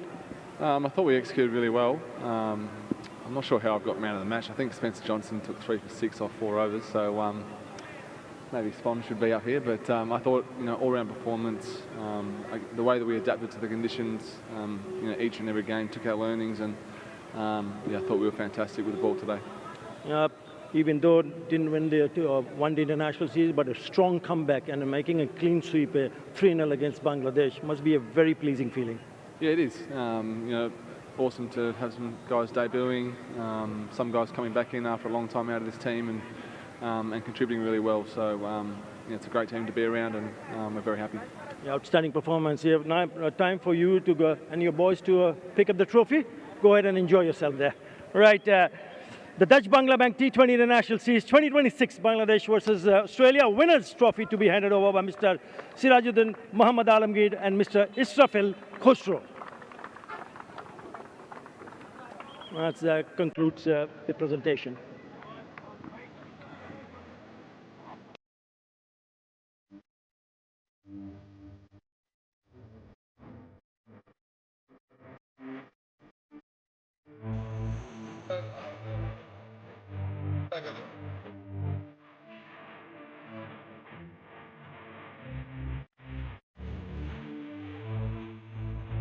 Very, very clinical and emphatic performance by a strong band of Australian players who really asserted their authority in this T20 International Series here in Chattogram.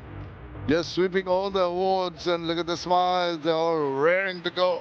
It's going to be a bit of a race between those two bikes, and all smiles all around. This has been true professional performance by a wonderful band of players, and they will be very happy with the final outcome, sweeping away the Bangladeshis with a 3-0 lead here in the T20 series.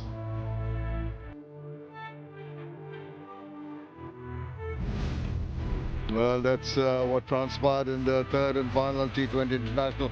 Bangladesh batting first, just skittled out for a mere 109 for 8 in their 20 overs. Only skipper Tawhid put up his hand for 61 without being out, but none of the others really gave him any support. And then it was easy sailing for the strong Australians, with Mitch Marsh leading the way with a quick fire 60 of 28 balls and good support from the others to get them an emphatic win and take a 3-0 lead and win in this series.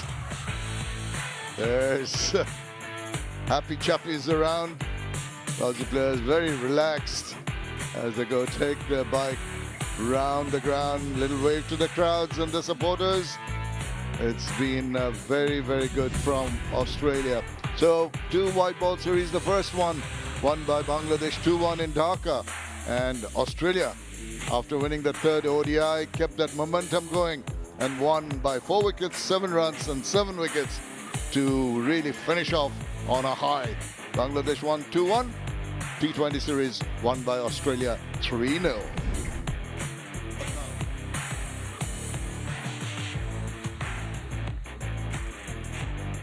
Having a little ride around. There will be more cricket for Bangladesh, the upcoming schedule.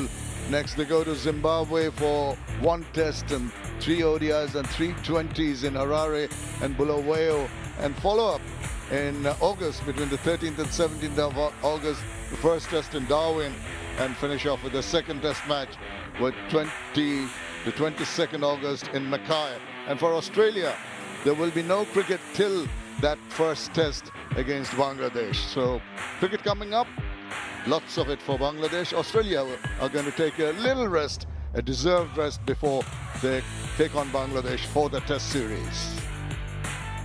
Well, we hope you have enjoyed our coverage. We thank you for your company. It's been a good series, white ball series here in Chattogram and earlier in Dhaka. And it was grand to have you there. A lot of cricket coming up in the future. We look forward to seeing you then. For the moment, from all of us here, it's very goodbye.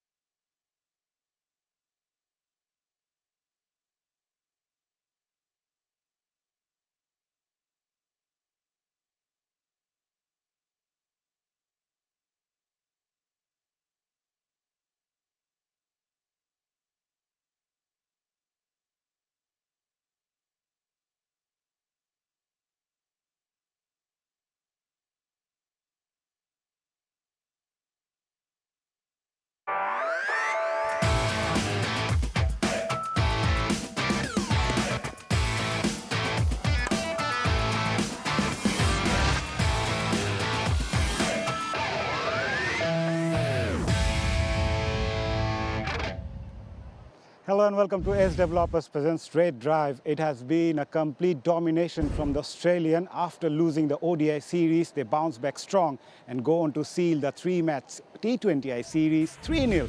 Bangladesh with the bat have been disappointing. After electing to bat first, they go on to post 109 for 8. Tawhid Hridoy being the lone fighter for the host, scoring an unbeaten 61 of 51. But other than that, none of the batters were able to make an impact. Right, I'm alongside two very happy Australians, Lisa Staliker and Brad Hogg. Lisa, starting with you, a complete domination, must say, after that ODI series defeat.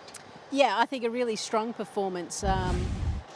Even though the scoreline is 3-0, I actually don't think it quite tells the story of how well Bangladesh played in the T20Is. And we come up to the third game and it feels like Bangladesh lost a little bit of steam and the Australians were full of confidence and were able to roll them pretty easily in the first innings. And then they set it up. Mitch Marsh, he was low on runs. He was able to finish off in style. Hoggy, what we have witnessed in the second T20 International, in terms of the surface, you have done the pitch report as well today. Bangladesh's batting hasn't clicked, or didn't apply enough? Bangladesh didn't apply themselves enough today. There were just too many shots that were just throwing their wicket away. They didn't sum up the conditions. I thought Hridoy batted really well in the back half of his innings, but in the first part of his innings, he was struggling. You could see that he didn't have the timing. He was rushed and he was trying to slog his way out of a tough situation. So for me, I think he can learn from that, but I was very impressed with the way he led. Yes, he got there, he got the 61, he got a reasonable score on the total for Bangladesh to have a small hope in staying in this game. I love the batting out the back end of it. He was hitting the right areas. There was some shots where he was hitting down straight, but the most impressive thing for him as a leader was the way that he was in the field. He was diving, he was keeping the energy up, and he was just trying to gee his team up and say, stay in the contest. Yeah, Lisa, obviously the start was not good for Bangladesh. They lost wickets in the power play, but you must have expected the batters to work their time in the middle overs. Well, when you look at the previous game, they had their fourth highest power play, 72, and then today they're fourth lowest. So they've gone from one extreme to the other. And I think there's a certain style or brand that they want to play, and maybe the conditions here at Chattogram doesn't quite suit, or they haven't quite figured out a winning formula yet. And it looked like they were playing over the top of the ball, under the ball sometimes. The bounce was variable, which can be quite hard. And Australia actually changed up their pace a lot. They were very clever in what they did. I think it's only like the 45th time in T20 internationals that they opened with a spinner. We don't often see Australia do that. So even they were trying to adapt and change. But yeah, shot selection wasn't great from Bangladesh's top order. Yeah, I mentioned you during the commentary that it was a good toss to lose for Australia, but the bowlers did apply themselves so well. They've been clinical and bowled those slower deliveries, and also the line and length has been impeccable. Yeah, I was just very impressed with Johnson. He got smashed in the second T20. He only bowled the 2 overs there. I think he went out 18 for those 2 overs, but coming back and going out 1.5 and over today was absolutely sensational. And he just showed what class he's actually got. And Ellis, with his changes pace, he was just bamboozling the opposition batsmen. They had no idea how to read him, and when he went for those quicker full tosses, they just had to hurry up, and they were just hitting it straight to the fielder, and it caused 2 easy wickets, just catches in the infield. And Zampa, he's just back out his best. Yeah. Before coming here, it looked as though he was struggling. It looked as though he might be coming to the end of his career. His spot was on the line, but just the way that he's finished, he was starting to flight the ball, get a bit of drift and drop, but also that quicker backspinner that he's got really troubled the Bangladesh batsman as well. So he's back to his best. Let's have a look at the Bangladesh wickets here, Hoggy, and at times it was unlucky one, obviously, from Tanzid Hassan, but since then felt like they just throw away their wickets. Lisa?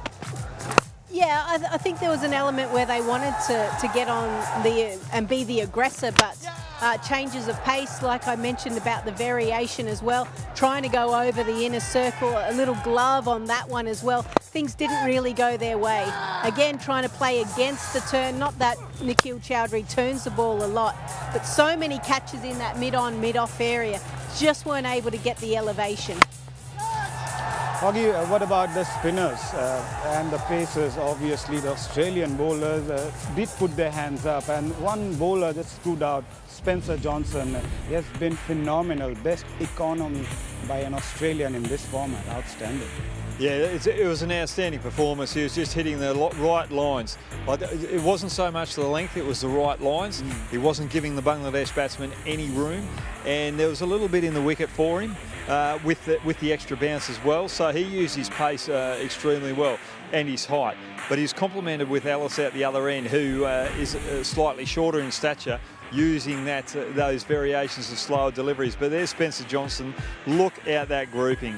Beautiful line and length. That's majority going to the right-hander there, and that's keeping it nice and tight on that middle off-stump line when it gets to the right-hander out the other end. So for me, Spencer Johnson was at his best today. I spoke to him earlier. He was a little bit anxious earlier in the tournament. He was a little bit anxious coming back. He hasn't played for a long period of time. He thought that he was still underdone, but hopefully that's given him confidence moving forward to play a lot more white ball format cricket for Australia. I'd love to see him play Test cricket because of that extra pace and that left armour once we lose Mitchell Starc. Lisa, there are quite a lot of positives to take for Australia. The two debutants in this T20I series, they have been phenomenal and will gain a lot of experience after this tour. Yeah, it's really important that Australia keep regenerating their sides. We've relied heavily on a certain crop of players for a long period of time. So to be able to give opportunities to Joel Davies, who's I think 22 years of age. You've got Cooper Connolly as well at that young age, and then Nikhil Chowdhury. A huge opportunity for him off the back of some wonderful domestic performances for the Hobart Hurricanes, gets him a spot here, and given and both of them kind of relied for that finishing role and showed that they can certainly do it. So it bodes well, bodes a bit more of a headache for the Australian selectors, because you think of other players potentially that are playing around the world, they may also come back in. So this side is shaping up nicely for the next T20 World Cup. Huggy, Australia came back well after losing the 2 ODIs in Mirpur, and of course the series in Pakistan hasn't gone well for them. But since then, after the 2 ODIs, things changed dramatically. What are the areas you think that clicked them after that? I just think attitude in the fielding. One thing that I was really disappointed with in the first 2 one-day internationals was their fielding. It wasn't up to standard, Australian standard. It wasn't up to international standard. And when you see the energy in the field, you can tell whether the team's slightly on or slightly off.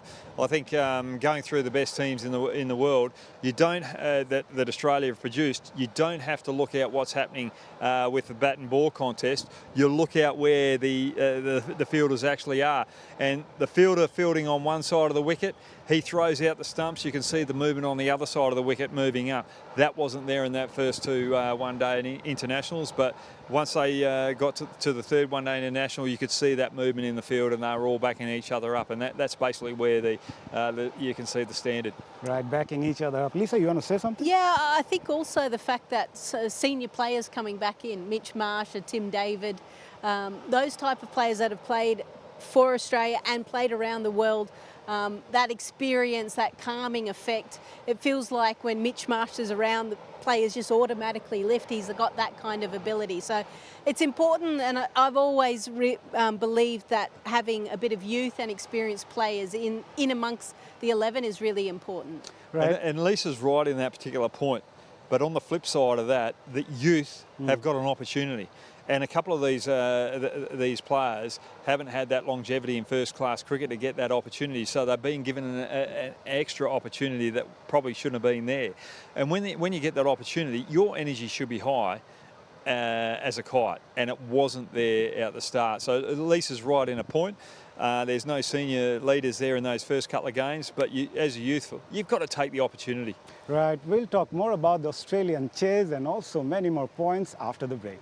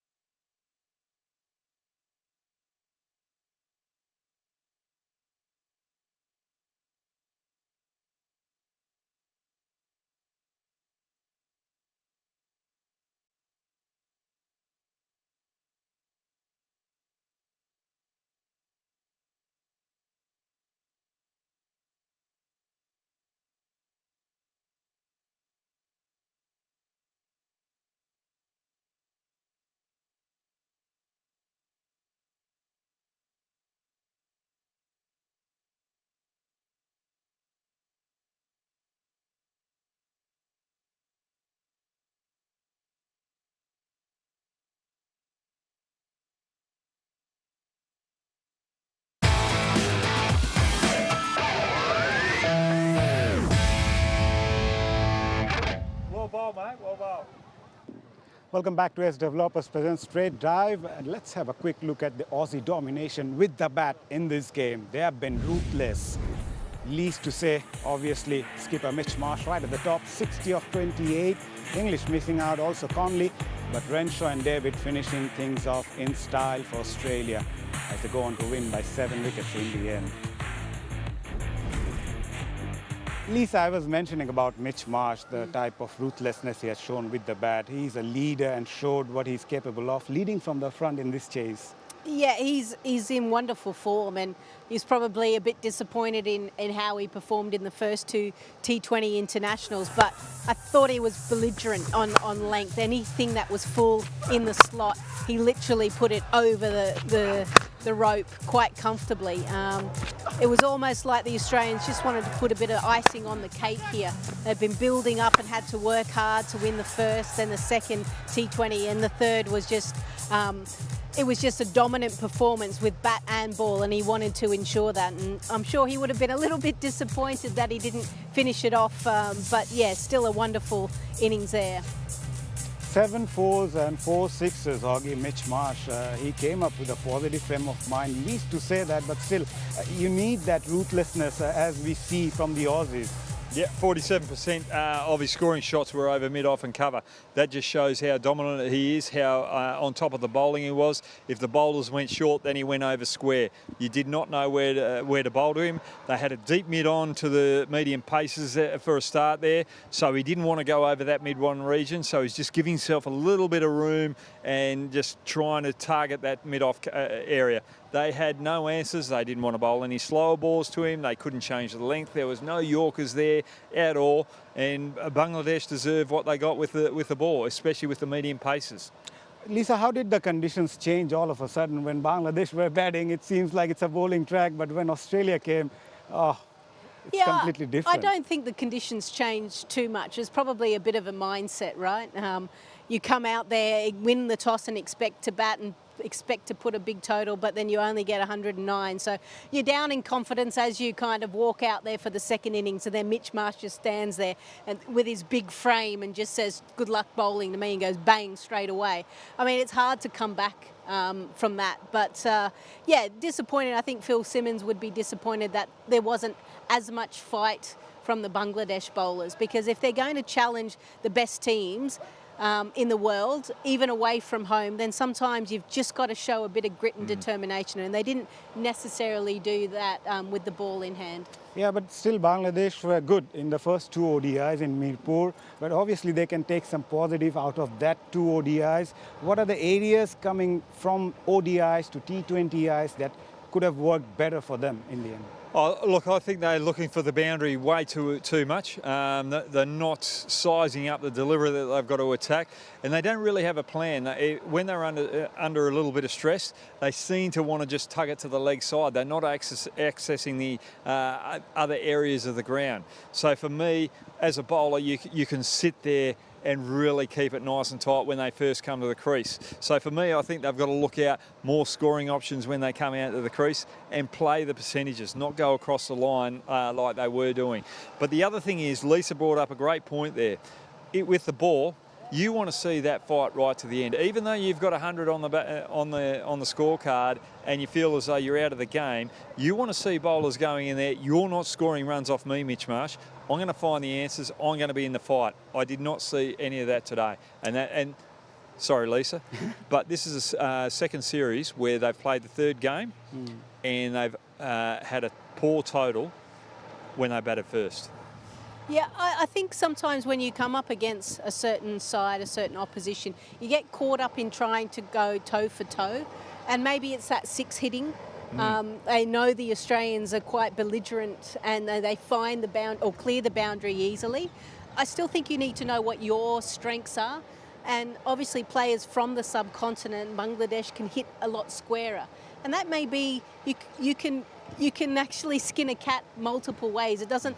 You don't have to score 20-odd runs through just 6s. You can do that through 4s and multiples. So I think it's important that they stick to their strengths, and maybe they got caught up in trying to kind of outbeat Australia in their game. And I don't think that's necessarily them. Yeah, looking at the positive for Bangladesh, Hoggy, the resurgence of the fast bowlers must have impressed you. Yeah, the fast bowlers did impress me, but you know, you look at someone like Rana, he's got sheer pace. But when the batsman's on top of him, what options has he got moving forward? That's something that he's got to add to his game. Sacklin, when he was opening the bowling, just couldn't get it on the right lines and lengths, but he's got the swing there, so he's someone that you could utilise early on with a swing. Mustafiza and Sharaful, both left armers. Obviously, we know a bit more about Mustafiza than Sharaful, but Sharaful got a sixfer in the one-day internationals. How can he produce that in T20 cricket? What variations has he got when he's under pressure? Where does he go to when he needs to bowl tight? Can he execute those Yorkers? So they're the question marks that you've got to ask moving forward. Yeah, a lot of questions, and we need to have a look at the match summary again. Bangladesh opting to bat first, not posting enough runs on the board. 109 for 8. Ridoy again top scoring, 61 unbeaten. Johnson was outstanding, 2 for him. Ellis and Zampa also picking up a couple. In reply, they go on to cruise the target with Marsh 60 of 28, in the end winning it by 7 wickets. Yeah, this is how the entire tour went. ODI series, Bangladesh winning the ODI series 2-1, but in the T20I series, Australia bounced back strongly and winning it by 3-0 margin. Yeah, must have enjoyed your stay here, you guys. Lisa? Yeah, I've certainly loved coming back to Bangladesh. It's been a while since I've done some commentary here. Great opportunity for me to see how the Bangladesh players go in these conditions. And then, like I've said a couple of times, I can't wait to see them come up against Australia in the tests in August. Hoggy, you love the food here? I love the food here, but I also loved Shamim took me out and we saw the nature and the countryside. There's some great waterways, great fishing to be had, and also there's a little surf spot next time I'm coming that I've got to find, and it's only about 3 hours from here. So give me a couple of days off and I'm going to go down and test that. But it's been great. Bangladesh, they tested Australia in the first couple of games, but they've still got a bit to learn, but there's a lot of talent around here. Watch out, Bangladesh are on the road to troubling a few top teams. Watch out, and let's have a look at the schedules coming up for both the teams. Bangladesh will travel to Zimbabwe after this, and they will play a test match, ODI and T20I series as well before the travel to Australia after a while, Lisa. Yeah, they've got a lot of cricket, and credit to Bangladesh Cricket Board. A wonderful kind of build up the test, obviously. Few more white ball matches. I noticed that the squad is kind of going based on when they're part of the Bangladesh touring side, and then they head over to Australia, Darwin first, where both teams will meet there to play, I think, the first test up in that region. Yep. So, no, second test. Second test. Oh, yeah, because Dizzy we played. Yeah. So it'll be interesting to see how those conditions are and how both teams actually combat that. I'm hoping to get some better response from the Bangladesh compared to the previous times, Hoggy. Oh, definitely, but it would have been great for them to play the test match over in Zimbabwe, the last game of that series, so they could just move over to Australia with that mindset of playing test cricket. So that's one thing that Zimbabwe and Bangladesh cricket boards can look in the future to be able to organise. And I think with the ICC and all cricket around the globe, you've got to try and put test cricket, so if you're playing a series or both teams are playing a series somewhere else in test cricket, we'll make sure you play your test matches out the back end in the series beforehand. Thank you very much. It's been a pleasure working with you guys. Well, it's been a pleasure working with you too, Mazza. Right, we had an entertaining white ball series against Australia and hoping for some more action. Hopefully you enjoyed our coverage. Until then, have a good night.